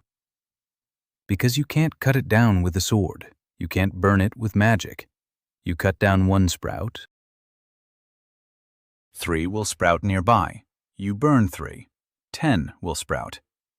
This isn't a monster you can kill. It's not a dungeon you can seal off. It grows. It just grows. Like all living things grow, because life is what it does. It grows. And the only people who understood what to do about it were those the world had written off, the trash classes. Farmers, F. Herbalists, E. Gatherers, F. Animal breeders, F. Cooks, C. Bookkeepers, B. Those the guilds wouldn't accept, those who weren't issued insurance, those who were told they wouldn't live to see their payout, those who knelt in the dirt while heroes swung swords above, those who listened, quietly, patiently, through the seasons. Now the world needed them, for the first time in 6 years, for the first time in the history of the system. And they were ready, not because anyone had prepared them, because of one person, one F-rank farmer with a master's degree in botany. Number 2247. He sent them seeds and a note. Plant, observe, record. Don't be afraid. It's normal. Knox Hale, F-rank, farmer. He knelt in a nameless valley. The earth beneath his fingers was warm, moist, alive. The mycelium pulsed, 4 beats per minute. No, 5. The rhythm was picking up. The organism was waking up, slowly. Like everything vast wakes up, like a glacier begins to move, like a continent begins to drift. Slowly, unstoppably. Next to him, Hannah was taking notes, a pencil on paper, the 13th notebook. Behind her, April stood with a spear, gazing at the mountains. She stood in the doorway, as she always did, arms crossed, the gaze of a predator, but directed outward, guarding. Una was cooking in the kitchen of the stone house, the smell of soup made from mushrooms and wild garlic, and something new. She had found wild thyme by the river. Mira was feeding the goats that had come over the pass on their own after all. 4 goats, silvery fur, intelligent eyes. They found a manna point by the river and lay down around the saplings of the manna tree, like a guard, like a family. Layla was counting. She sat in the stone house at a stone table with papers, a map on the wall, red buttons, 15 points. Soon there would be 20, then 30, then 100. She counted, and for the first time in a long while, the numbers added up toward life rather than death. Sora arrived at dawn, without warning, as always. In the coat she never took off. She stood silently next to Knox. Not in the garden, next to him. At a safe distance for pH, 5 meters. She remembered. Knox raised his head, looked at her. She looked at him. She didn't say anything. She didn't need to.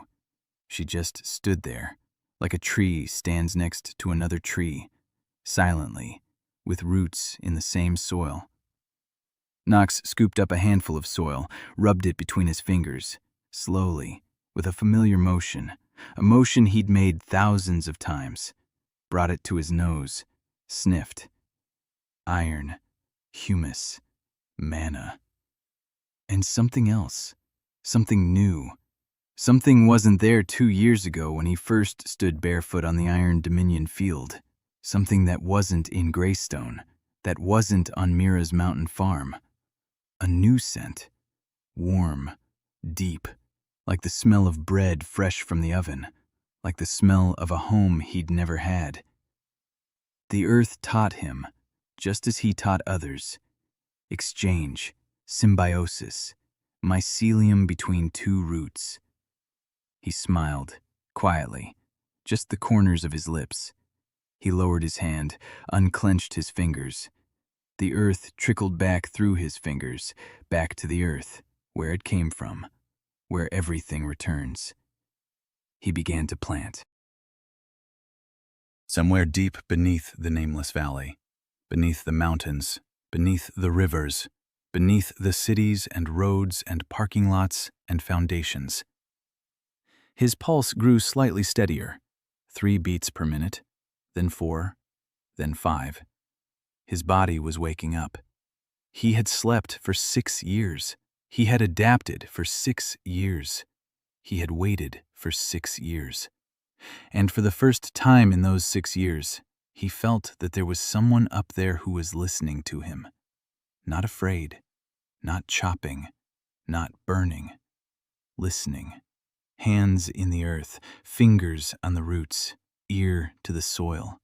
A single, quiet man, on his knees, with a shovel. The earth remembers who loved it.